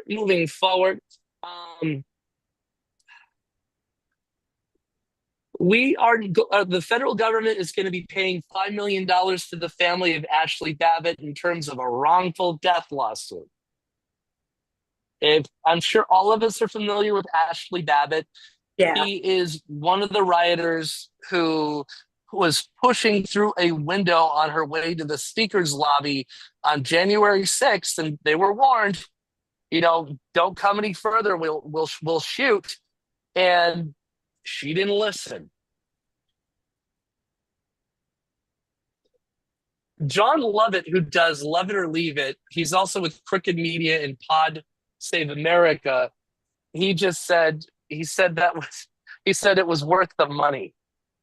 Such a cynical joke, but still kind of funny. All right. Next topic. I'm going to play the song again because it was a good song. It made people laugh. Who didn't hear the taco song earlier? Mickey, did you hear the taco song? I played it when you sent it to me. All right. James, did you hear the taco song? Before you play that, I just want to say something real quick. Sure. I'm doing the rock and roll marathon tomorrow, the half marathon, and I have to get up at 4 a.m. So I'm going to log off pretty shortly so that I can get some sleep before I go. Yeah. Sure. Why do you have to get up so early? Because the form up is at 6:30, and I have to meet my friends at my shop at 5, and I want to have time to do the stretch with the track club beforehand, and we step off at I think 7. So yeah, so I've got a little bit more prep to do tonight to get my gear in order, and so I'm gonna say good night to you all, and I'm glad you had a topic that I was very much interested in at the beginning. Of course. When I logged in. Thanks for having that. Yeah, of course. All right. See you all later. All right, Mickey. Yeah. And wish me luck on tomorrow's race. I'm trying to do 13 miles in 4 hours. Good luck. Walking. Okay. Bye. All right. Continuing on. So Taco Trump. Trump always chickens out. That's the new nickname that's pissing off the president. Gotta love it. I say it's a great start to have a protest every Tuesday. Let's have a protest every Tuesday, Taco Tuesday. Let's give it some heft. Let's give Taco Tuesday some heft. And earlier this week, one little joke. Earlier this week, I made a little comment on TikTok, and I said, I whatchamacallit, I tagged Chicago on this. And I just said, I will forever be disappointed in Pope Leo XIV if he does not issue a papal encyclical in which he says, it's 106 miles to the Vatican. We got a full tank of gas, half a pack of cigarettes. It's dark. And we're wearing mitre and shades. Let's go. Hit it. I mean, come on. We need a pope that says, I'm on a mission from God. From God. Before we start off mass, I got to have a bratwurst. Yep. Additionally, it's going to cost $2 billion to retrofit the 747-8 from Qatar to being Air Force One. How much now? $2 billion. $2 billion, huh? Nope. All right. Nope. And the thing is that Trump is going to take it for his own personal use at the end. Oh, that's what he Is he? He's wrong. What's that? Is he? Is he really? Yes. Now, how is that not a violation of the emoluments clause? The whole thing is. All of it is. You know what I'm saying? Why? Here's a graphic I found online of what has to be done. We have to establish it for mid-air refueling because Air Force One is supposed to be up. It can be in the air for up to 2 years. Something of that effect, yeah, in case there's a nuclear holocaust. Okay, so he gets We to need fly it- around for 2 years and wear all charcoal baguettes on the ground, basically. We need it to have armored plating for anti-aircraft artillery.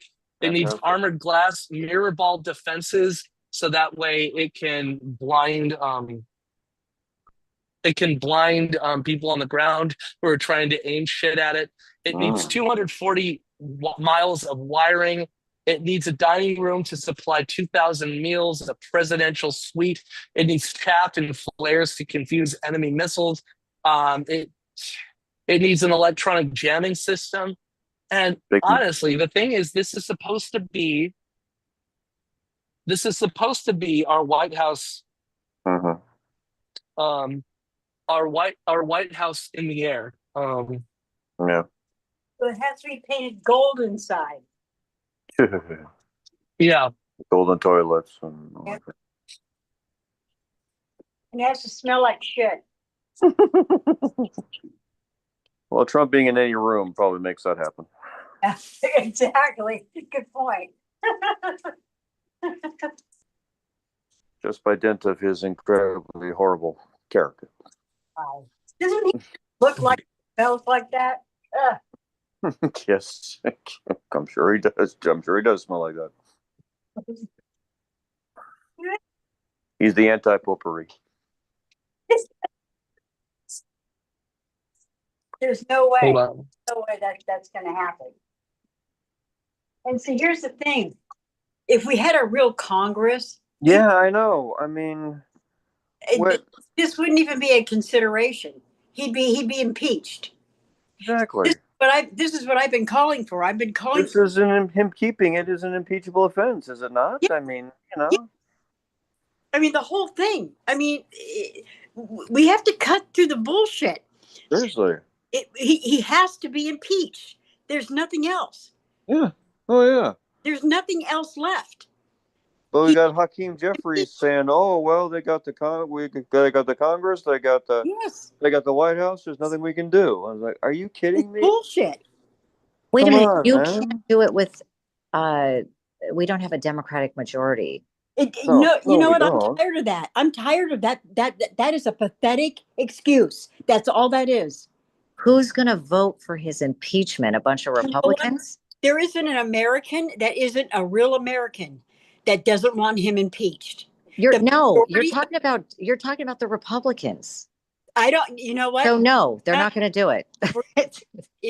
No, they won't. But you know They what? won't. It'd be on the record that he got Right. him. You know, Exactly. which is a wonderful thing. That's I a think waste of. I think that's a waste of time. Why? No, Why You is it a gotta waste just of win time? back the That's House. the problem. That's the problem, Christina. That's the fucking problem. It isn't a waste of time. Okay, if we don't impeach him, then what do we accomplish? We keep doing it until it happens. Okay, You I keep don't. doing it. There is not a Republican in the House that wants to impeach Donald Trump, and they've got the majority. It doesn't matter. It doesn't matter. The thing is that we have a little thing called the rule of law. Right. We do? Really? And you think that the Republicans in the House or the Senate are like on board with that? We're going to have an election in less than 2 years. And as all these assholes lose their seat, and every one of them will lose their seat, they're going to know that we mean business. Okay, And but the we have problem. to do this. It has to get done. He has to be impeached. Okay. There's Here's, nothing else. the problem with this is that we tried to do that and hoping we did all of that with Trump, and he still won. So the more we keep beating up on them, He the more didn't win. popular they get.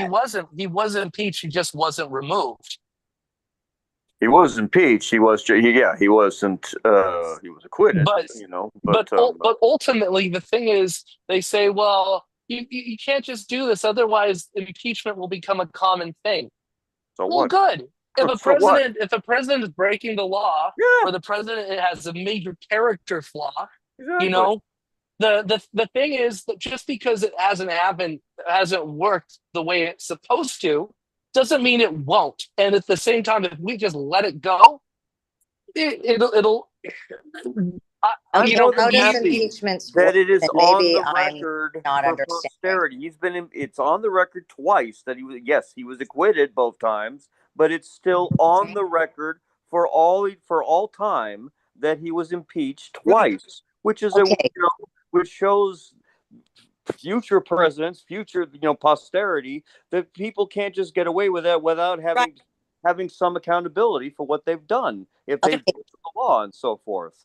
Okay, Okay. so maybe I'm misunderstanding the process. Okay, so in order to do an impeachment, the best of my knowledge is that I guess somebody in puts it in that they want to do it, and then there's a here, vote on it, Christine, here's right? what it is. So when Here's I'm what it. talking, can I finish?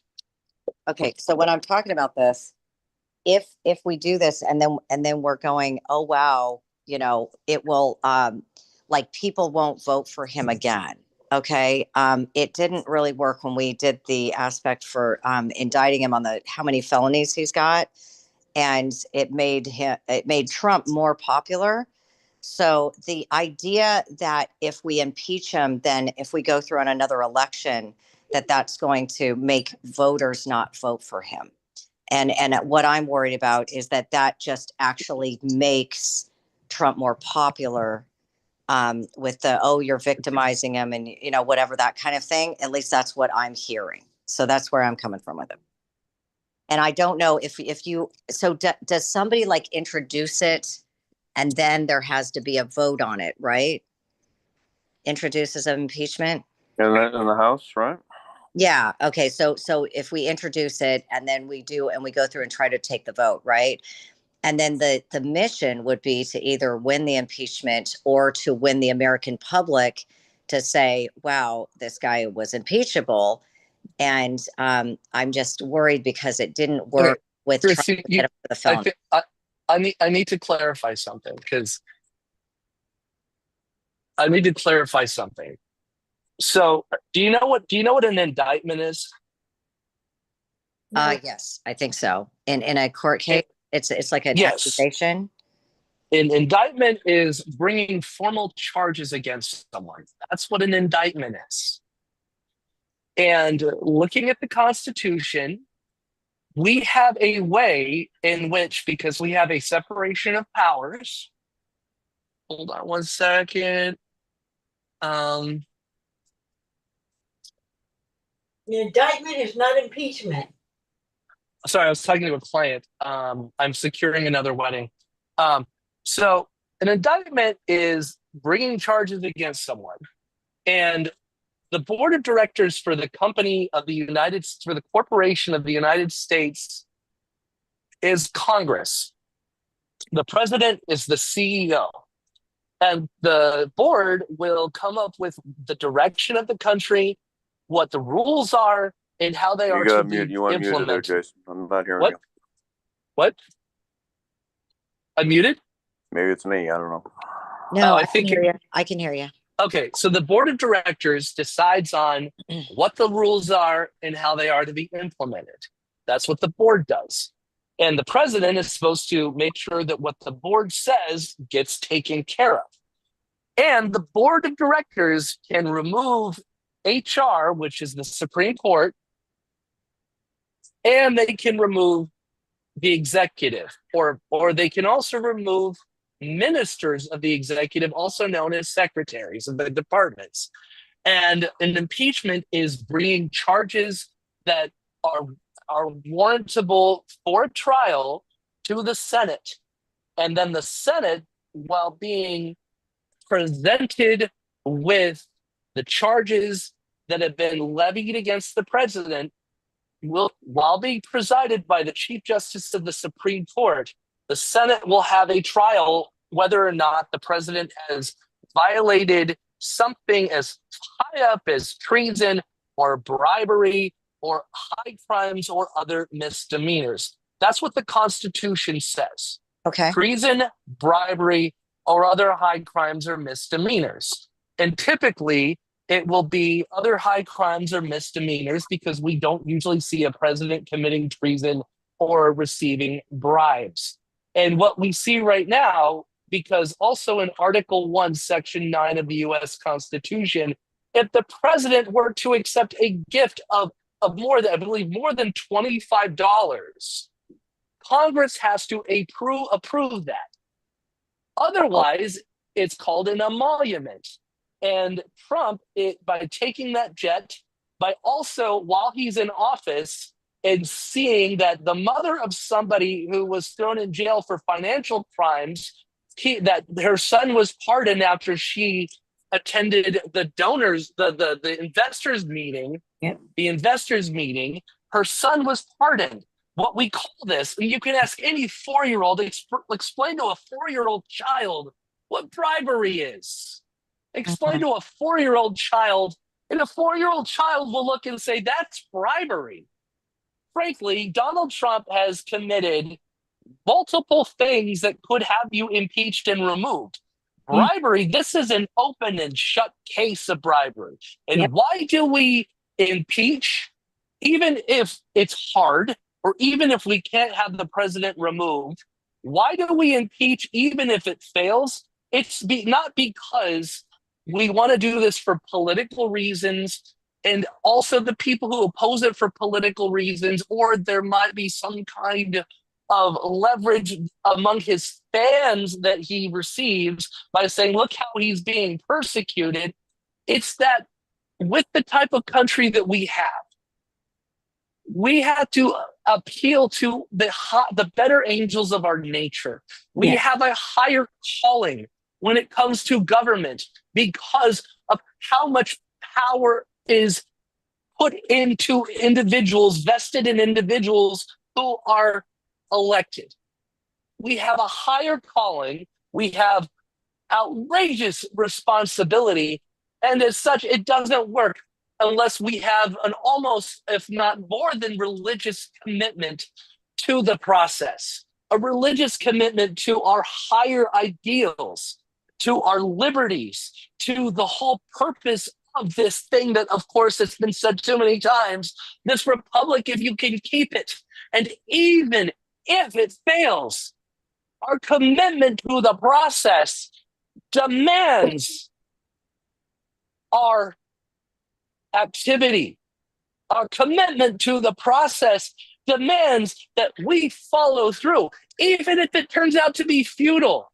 Because without our higher aspirations, without our particular philosophical commitments as Americans to the rule of law, to fairness, to ex post facto uncertainty in elections, to protection of rights of minorities, to our civil liberties, that regardless of how obnoxious we see the other side or other people to be, if we are not doggedly committed to it, then we have let the entire thing go.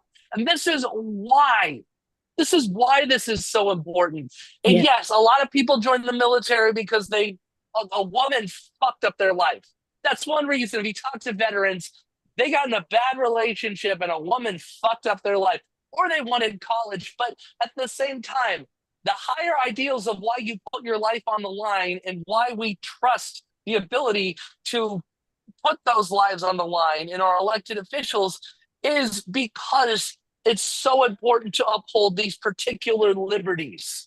And when we sacrifice them to convenience, when we sacrifice them to political expedience, when we sacrifice them to likes and ingratiating ourselves to favor, what we've done is we have abrogated and completely nullified the purpose of this thing. We might as well go home. And I know that there are people on the right as well as the left who are not willing to let this evaporate. That look at this and say, as fucked up as this country has been in the past, and as fucked up as it's going to be in the future, there really is something amazing to American values. There really is something important to our fundamental principles. It guides us. Even though we fail as human beings, it calls us to become better. And if we can't do that, so what? I refuse to not do that. I refuse to not uphold these particular principles. And I'm just a citizen. Yeah, no, James. thank you. Thank you. Thank you. Thank you. Thank you. Thank you so much, Jason. Other people in other countries are watching what is going on in this country now, and they are appalled. They are concerned. They don't understand why we are letting this happen.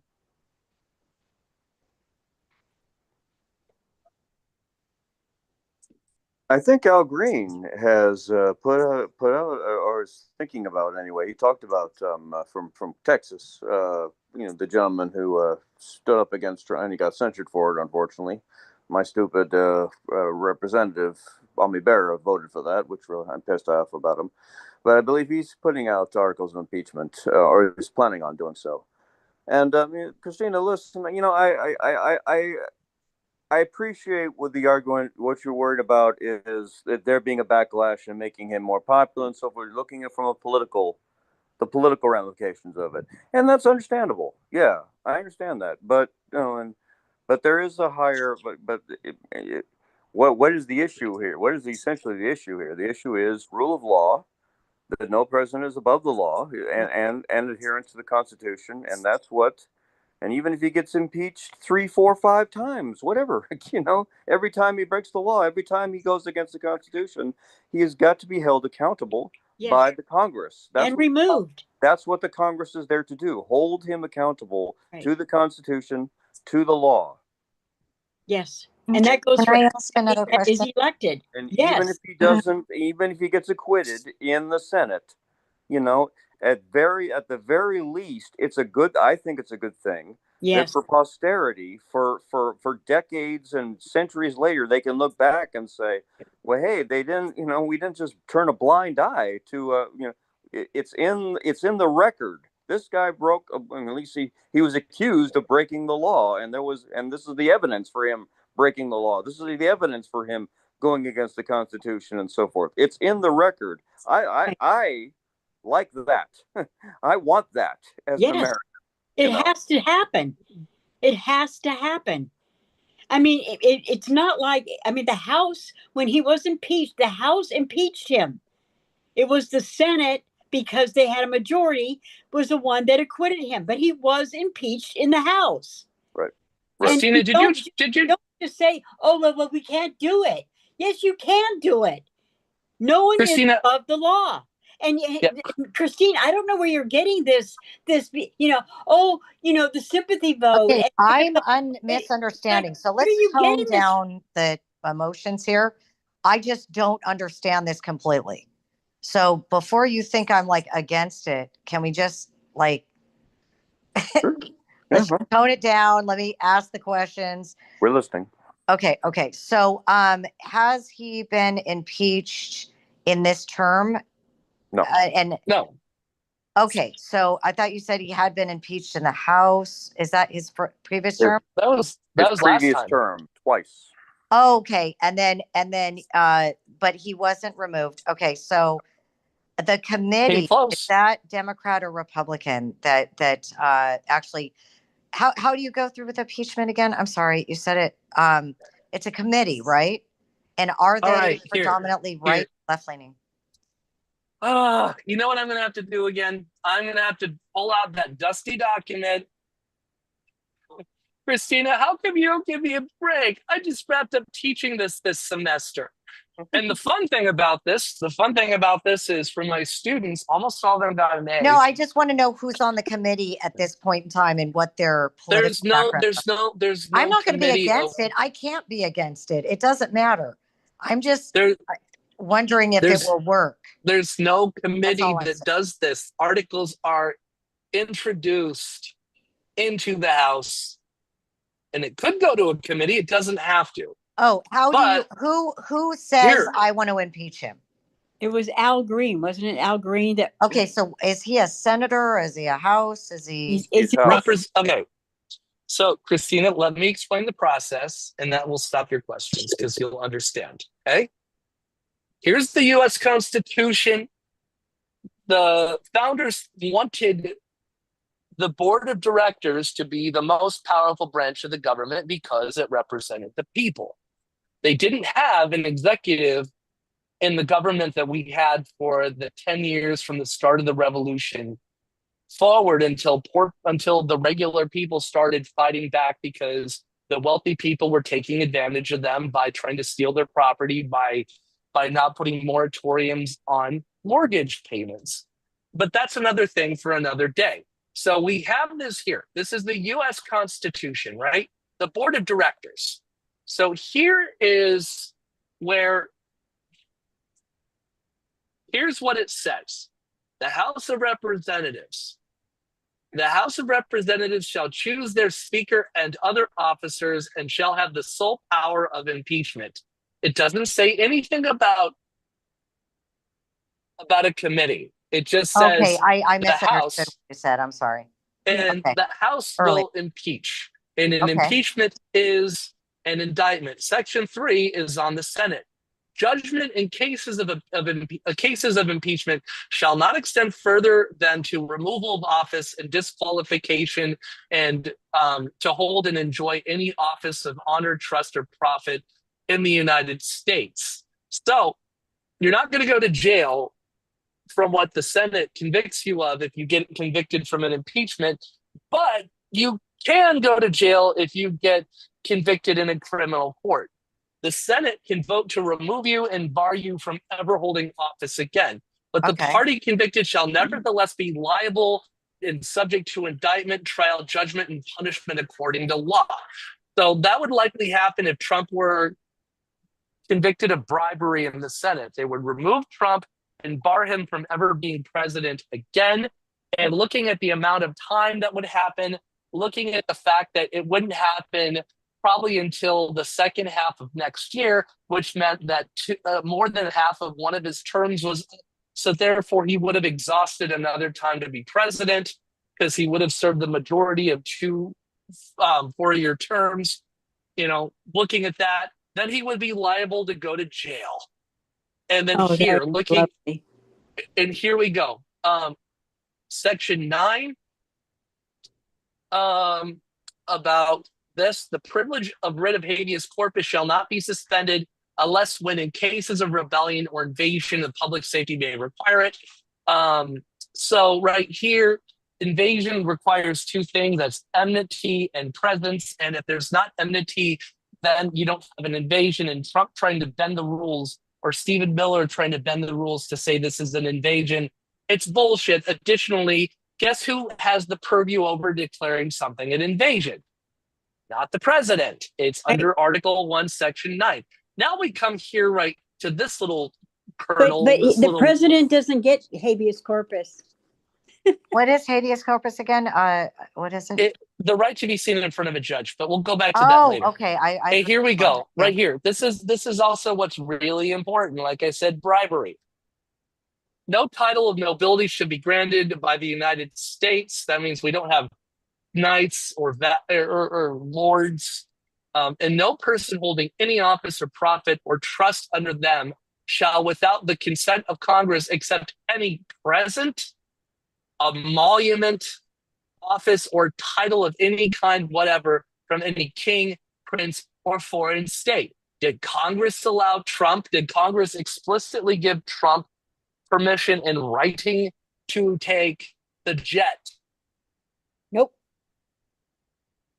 And then not only that, but Ralph Nader laid out, this is before the jet situation. Ralph Nader sent out an email outlining 22 cases of impeachment against Trump. That was before the jet.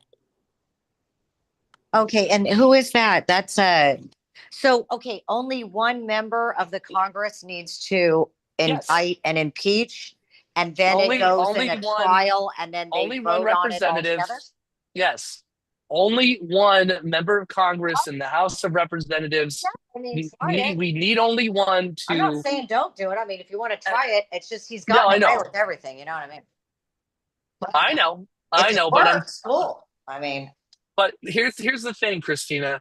There are those of us in this meeting who, I'm not saying you're not. This is not me condemning, indicting, impugning, or criticizing you. What I'm telling you is you've you've stirred a hornet's nest Yeah. because James, Suzette, and myself, we have a really, really potent moral compass and sense of Yeah. fairness and justice with the law. Yeah. And keep in mind, yeah, I'm not completely consistent on that because there are certain laws that I see as unjust within the spirit of our laws.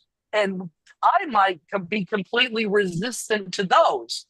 But laws and constitutional strictures that are commensurate with the spirit of the laws and what makes us America, Right. I am completely dogged in terms of my defense of those, because without those, I feel like we are nothing. And I think they are incredibly important because with the spirit of the laws, they're what's called substantive due process in the 14th Amendment, which the conservatives are trying to get rid of. Even in the Dobbs decision on abortion, Clarence Thomas said we need to review, and that means nullify every single substantive due process case. Yeah. And, You know, we can and go. honestly, Christina, what I think you did, and don't stop me if I'm wrong, just agree with it. It'll make you look really good. What I think you actually did is you didn't have a question. You just wanted to piss me off and hear me soapbox. I really didn't try to piss you all off. I don't. Christina. Christina. Christina, listen to what I said. Christina, just listen to what I said. I said, I think what you wanted to do is you just wanted to piss me off to hear me soapbox. I think you just wanted to hear me act like Jeff Daniels in And you did a Newsroom. beautiful Okay, job. so I guess where I was coming from is like, okay, so we keep going after this guy, and I'm not saying he didn't do all this shit, right? And he just keeps getting away with it. And so, and I didn't know how it works. I have no aspect in it. I was just saying, reiterating, dude, the more we do this, the more we make him popular. That doesn't, I have no avenue of whether this is done, whether it's not done. It's just, okay. So like the Supreme Court, I thought it was all over, right? When he went against the Supreme Court with the Garcia person, okay? And then nothing happens. And then I was just mentioning when we did all of the indictments, all of the freaking felonies, all of that kind of stuff. And then I just keep hearing from the right how that was all bullshit. Then, there's the big hearing on January 6th. And then it comes back and they vote him in, and then all of these people get released, right? And so there's a frustration. That doesn't mean that I don't want to do it. It's just frustrating because every time we do this to this guy, like nothing happens. And then the public, it does make him popular. Now, I don't know why. And I'm not saying don't do it. I'm just reiterating, like, isn't this supposed to work? Yes, it's supposed it's to. not working, but I don't know. Yeah, I don't know. That's all. Here's another thing. Frustration. One other thing, and I want to bring this up. As much as people complain about the Electoral College existing, and they're offended by the idea that there's an Electoral College and they're against the Electoral College existing, I'm offended that the Electoral College exists and it hasn't worked as intended. And I say that because Alexander Hamilton contrived the Electoral College for a particular purpose. And that purpose was to have political insiders that would have some kind of discernment and discretion to be able to say certain individuals are not keeping the trust of the public in mind and not keeping our fundamental commitment to liberty in mind. And they're only doing it to aggrandize themselves and do it for enrichment of personal power, prestige, or pecuniary interests. And what we saw is the Electoral College, if it had done its duty as per the Federalist Papers, as per what Alexander Hamilton scribbled down in those op-eds under the guise of the name Publius back in 1787 and 1788, we would have seen the Electoral College say, no Trump. That's what the Electoral College was contrived for, specifically. It's supposed to be, in other regards, a lot of corporations have something called a poison pill. And a poison pill is for the board of directors whenever there's an executive coming in and they vote it, or they vote in a new board that screws everything up. They have a window of time to say, nope, we recall this. This is damaging. Carrie, welcome to the chat. It's Carrie, everybody. Hey, Carrie. Hello. We love Carrie. Yes, and obviously I came in at a momentous time. Indeed. You did. We're also I streaming on YouTube. So Carrie also wrote a book recently called We Are the 1%, or the 99%. We Are the 1%. Carrie's going to write a follow-up after she gets wealthy from her book, and it's going to be We Are the 1%. But Christine, just what you're referencing, the 34 felon things, that's a state case. You're lumping all these cases together. Oh, am I? Yeah. Okay. I mean, Yeah, no, I don't. very Of course, confusing. I don't care if he's impeached. I want him impeached. I don't know how I got that. I So didn't. I mean, you can't. I was- You can't listen. Let me just finish, please. Okay. Don't lump them all together. Okay. The 34 felon counts, that's state. That's New York State. I mean, Oh. the impeachment is Congress. I mean, it's all separate stuff. Okay. Didn't know So, that. And, I mean, and no wonder your head's kind of like exploding it doesn't make any sense to you. I mean, it doesn't make sense to me either, because you're putting everything in one pot when it's all separate stuff. Okay. What was the January 6th thing? Wasn't that, did he end up getting, He got impeached for that. he did? He did. Oh, okay. And Now then, okay, now but he was the not vote convicted didn't for vote him it. out, right? No, he was not convicted for it. Oh, okay. Now no. that was not the state, Suzette, and that was that was federal. Impeachment was is federal. not state. That was his first term. That's federal. Okay. So the Jeez. felonies are state, Yes. and then the he's got so many convictions. It's hard to Yeah, keep he up. does. Okay, Oh, and yeah. then He's also a rapist. yeah, He's there a was the very January corrupt 6th. individual. There was that whole committee, and then I just saw nothing happened. But I don't know why nothing happened. all right, So- here, wait, Christina, I'm going to stop you right there only for one purpose. It's because there's more to talk about. Carrie just got in here, and I'm going to say something. From now on during Coffee and Conversation, I'm going to make a section later on after the main chat is over with called Office Hours, because I am a political science professor, and I can answer questions about civics. So if you have questions like that, save them until later when we do Office Hours. Yeah. Because oftentimes when you talk Okay, about sounds good. politics, oftentimes when you talk about politics, I mean, not just you, everyone. I know. I mean, like Carrie is a political science major. She has a degree in international affairs, and typically when you talk politics with a community group or something else, you don't have a political science professor in there. So, additionally, if we start asking civics questions in the middle of the chat, it goes off the rails and we lose steam and we don't continue. So save the questions and we'll dedicate time to them later. How does that sound? Great. That Cool. sounds good.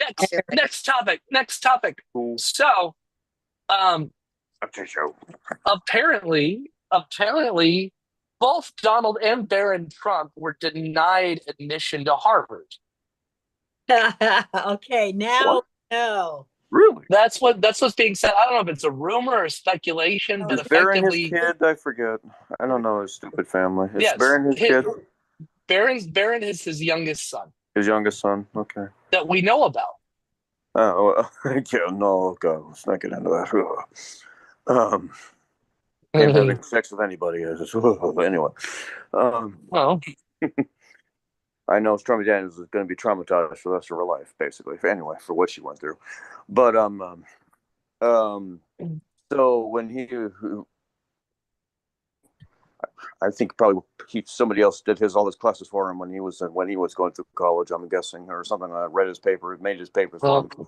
But anyway, so he was denied Harvard admission. Is that what I know? I don't know if that's completely true. Just the rumor that's going around And I know he's going the hard after Harvard right now. I know that much. You know, I'm Yeah. wondering. So this is a vendetta type thing we're thinking now. Or? Yep. Because he went to Yale, right? Failed Well, Harvard. You never went to No, Harvard. he went to Yale. You went where? I don't know. Yeah, where no. the He hell went did he go? to Wharton, Pennsylvania. Wharton, that's right. Okay. Wharton. Yeah, that's right. Didn't FDR go to Wharton? I'm trying to think. Yeah, I'm not sure. yeah. Okay. It Something was. like that. Some business school, I believe. Yeah, Wharton's kind of a business school, isn't it? Essentially, Wharton. Yes. yeah, Okay. Yeah. Okay. that's right. He Mhm. didn't get the other ones. I think that was the only institution FDR went to. But So anyway. so yeah. Now Harvard is suing Trump because Good. Trump has said that the administration said Harvard may not accept foreign students. There was on YouTube. There was the Oh. president of Harvard. He was doing commencement speech and was talking about how no, we want Harvard. We want. I mean, I'm paraphrasing, but Oh wait, shit. We talked about this last week. All right. And then the Atlantic had an article about Trump going for self-enrichment, looking What? at numbers. The Atlantic. The last Trump term, the public spent $2 million on security for when Trump went to his own golf courses. But right now, Trump accepted the Trump Business Organization got $2 billion in investments from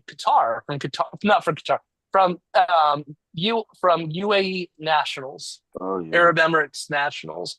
And he also just got himself a new golf course in Vietnam, and he held a dinner for 200 investors in his stable coin. Yeah, I also made a note about the emoluments clause. We just went over that. Something else, screw it. I have a civics thing I want to show you guys. So my students, Nothing but corruption out there. my students did their final projects, and I graded them this last week. don't worry about it. And this is really great. I want to show you some of my. Okay, I want to share what some of my students did. Okay, I think this is beautiful. They did a great job. This is their final project. I won't show you the entire thing strictly because it'll take too long. It's 23 minutes, but I'll show you some of it. What school you teach at, Jason? San Diego Mesa and City College. I don't have any classes lined up for the fall yet. I probably will, but I think I have a couple classes lined up for the spring. Here we go. Community colleges? Yep. Our names are. And the sound's not great, but let's take a listen and see what happens. The thing is, I have 5. I'm going to write a book on this topic. I have 5 questions. These are the questions I ask when I teach an American government or American politics course. What is an American? When did that concept start? Who is eligible to be an American and to what degree? How has this changed over time? And do you consider yourself an American after studying American politics? If so, why? If so, with no, why not? And what are some of the things you think about with it? And then I always ask to provide substantive curriculum examples from the curriculum, just to demonstrate that you're not talking out of your ass, and to relate the curriculum to deeper thought, critical thought. And while this might be a more difficult task than most introductory political science courses, the thing is that this is a really fascinating way on working how to have a more sophisticated synthesis and analysis of deeper concepts and how it affects real life. Here we go. This is fun. Hello, everyone. Welcome to our final project. Our names are Isabella, Enrique, Rose. and Brandon. Without further ado, let's get started. During the 17th century, Congregationalists, otherwise known as Puritans or Pilgrims, on the Mayflower would land in colonial America, starting what was known as the Massachusetts Bay Colony. The Pilgrims were heavily influenced by the ideas of Calvinism and Locke. What is Calvinism, you might ask? Well, Calvinism is descended down from the works of John Calvin, who was influenced by the works of Christian philosopher and apostle Paul. Paul the Apostle argued that humans were bad and generally inclined to do sin, due to mankind's original sin, which was the disobedience of God's will by eating the apple in the Garden of Eden. Similar to Paul, Calvin believed that the majority of mankind was sinful. Only a few called the elect were in God's favor and would be declared to go to heaven. Calvin also believed in predestination, the idea that your fate will not change regardless of your actions. One of Calvin's most influential ideas, he argues, is that it is our assigned divine mission to do labor. If something such as the government prevents us from doing labor, then it is our rightful duty to overthrow it. John Locke, a philosopher during the 16th century, also believed in the notion of a divine mission. He was an optimist, unlike Thomas Hobbes. Hobbes believed that humans in life were brutish and savage. Hobbes thought we needed an oppressive, absolute monarchy to keep us alive. In contrast, Locke saw that by virtue of being human, we had natural rights of life, liberty, and property. If the government prevented us from doing labor or encroached on our rights, then we are justified in overthrowing it. This had a major impact on American colonists when they overthrew British rule because they felt the government was not protecting their rights. Locke is also known for his work on the social contract theory, the idea that we agree to form a group because we function better together rather than apart. In Two Treatises of Government, Locke argues that there are three stages of social contract theory. First, being in the state of nature. In the state of nature, we are free from being governed by a government, although we are still obligated to the laws of nature. The second stage is where we quit the stage of nature and agree to form a society, entering the social contract. The third stage is a society with a government, after we agree to be in the social contract. In the third stage, there are rules and laws to keep order, and we give up certain freedoms This to is protect our quite rights. good.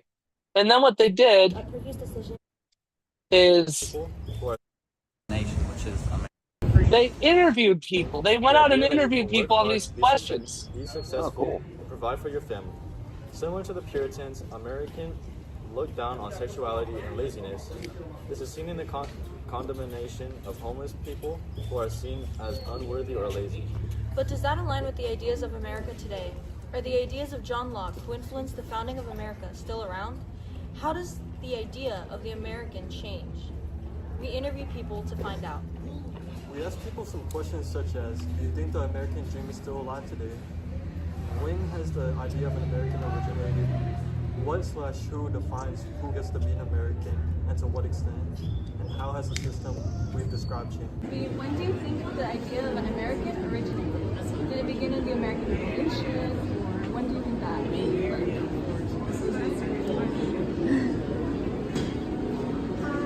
Yeah, when the 13 colonies came about, that's when I think it started. That's what you think. I think it did too, because that was when everyone founded the idea of like coming across America and trying to figure out how to have freedom. When did the idea of an American originate? I think the idea of an American originated when the colonists at the beginning of the Revolutionary War decided to revolt against the British in order to become free so they could be their own nation, which is America. philosopher John Locke is known for his ideas of natural rights and the justification to defend those rights. We can see that when the American colonists believed that the British were violating their rights, and so they used that justification to overthrow the British rule and start up their own nation, which is now the United States of America. Given that, when do you think the idea of the American originated? That's a hard question. When do you think it originated? So, like, do you think it started when the Pilgrims first came to America, or do you think it started when they overthrew, like, the British? The American Revolution, later. America started during the Revolution, because that's honestly when, like, everything started to develop and happen, and So you industrialize. Is that during that time? Yeah. My first question is, what makes an American? I would say what makes an American, probably the best thing is America, for her entire history, has been a generous nation, a country and group of people that are willing to put anything aside to then help other people that need it. I think that would be a very Anyway, they did so well on that final project. Thanks for putting the subtitles in there. Although they did a great job, it was hard to hear them sometimes. So I know. No, they put the subtitles in there. Oh, So, good. Oh, that's awesome. Good on them. oh yeah, no, it was fantastic. Absolutely fantastic.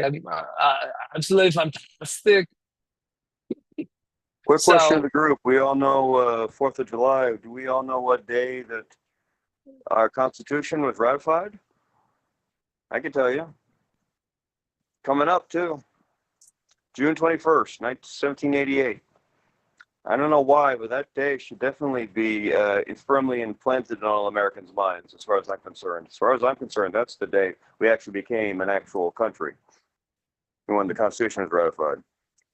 21st of June, folks. We should call it Constitution Day, as far as I'm concerned. Thought I'd put that out there. I don't know why it's not considered, not really thought about very much. well, we did have a government beforehand that was mostly the same, but yes. Oh my God. And you know what? This is a great idea. We celebrate, I'm you sorry? know, when things went into effect in September of 1789. But yeah, the 21st is a great day for Constitution. But oh yeah, love it. And the fact that the students went out and they interviewed people. Yeah, that's cool. Yeah. And different people, and they went and they engaged the public in a deeper discussion of American philosophy, government, and who we are. That was gorgeous. I love that. That made me so happy that they went out and they asked deep and important questions. Did they come up with those questions, or what? Or was it I you? came up with that was the questions that were part of the final. I said I gave them a study guide with everything they needed to know to pass the course. And I gave them the 5 questions, and I said, I would like you to apply the majority of this material to these 5 questions. I'm not going to tell you how to do it. I'm not going to tell you how many people you can work with. Right.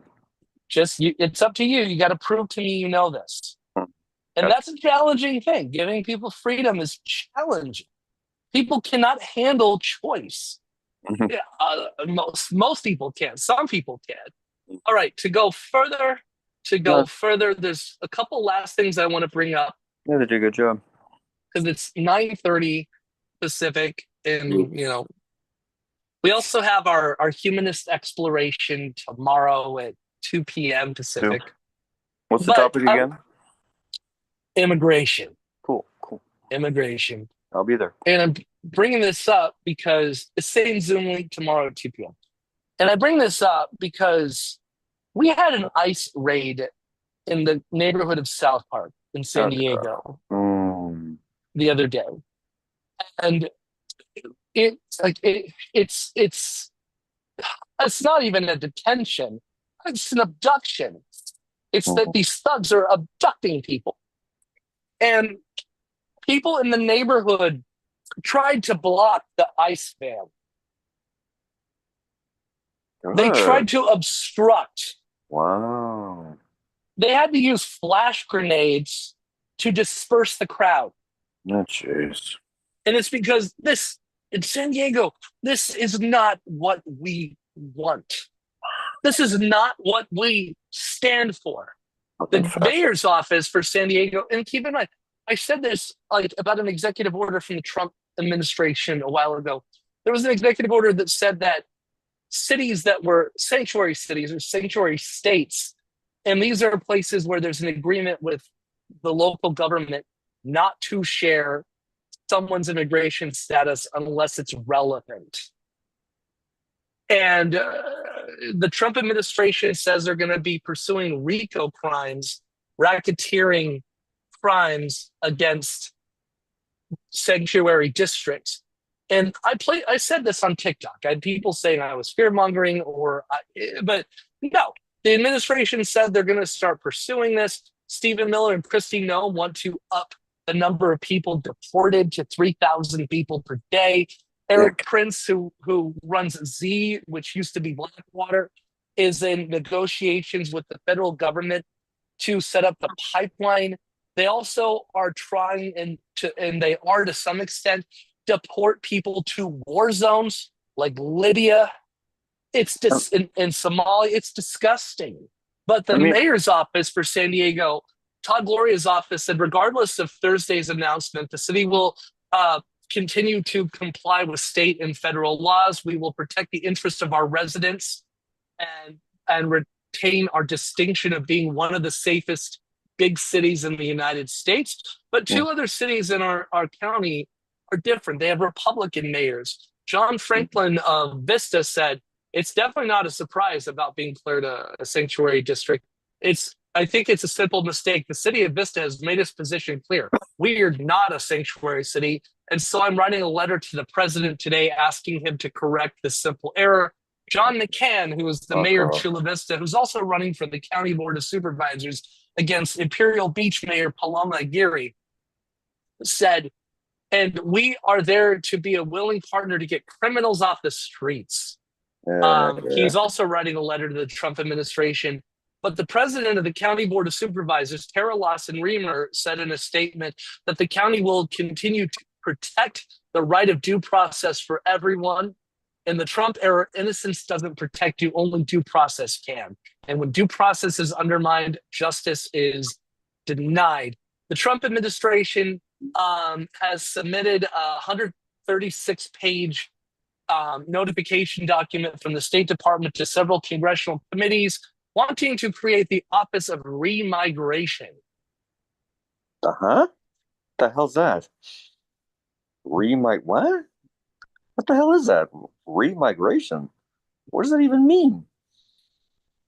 Hello? It's Orwellian speak. It's Orwellian speak. Seriously, yeah. What? The hell is that? Remigration. Disgusting. Please enlighten It's what me. you think it means. Huh? Here's what it means. Oh yeah, get Carrie's book. She just posted the link. Buy Carrie's book. Oh, I guess sending someone back again. Okay, that was what it means.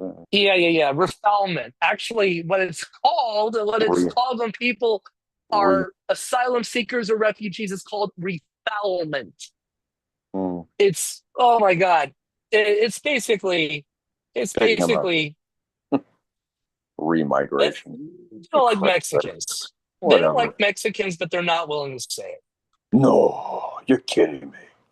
They don't like people with brown skin. Yep. Well, we've now been on for 2.5 hours. I got some stuff I need to take care of for some new clients. We'll just wrap up here. Final thoughts, James. Final thought. Yeah, Tom Holman is the Antichrist. Anyway. There we go. Carrie Erickson, final thought. All right. Actually, I just, I talked to my Republican friends on Facebook. Well, I just exposed them for the white supremacists that they actually are. Because all of this is simply to protect white privilege. It's just the privilege that they are protecting. And this privilege is to treat people with color and women badly. And so, because that's what Christianity is about, right? And so, what? Exclusion. Yeah. Well, yeah. And that's all this, DEI is about. They want to protect white privilege. That's it. And so I just exposed them for what they are. And actually, we are at this moment in time in history to correct these errors. And so we just need to treat these people with love and understanding and help them reach to the understanding that, white privilege is not a viable argument, shall we say? Yeah, well, I know that I have white I love privilege it. because right now I'm working under the table for a friend of mine, basically being a groundskeeper, and oh good lord. So I'm out there yesterday, cleaning leaves and trimming things back. And this is a rather decently healed neighborhood where people have a decent amount of money. And one of the residents, just as he's walking to the trail, there's a trailhead that starts from Maple Canyon there. One of the residents just walked up to me and just started talking to me about neighborhood issues. And I'm sure that if I looked a little bit different, then he would have assumed I'm just a lowly groundskeeper. And I want to play another video for you before we wrap up, and then we'll do other final thoughts. I know.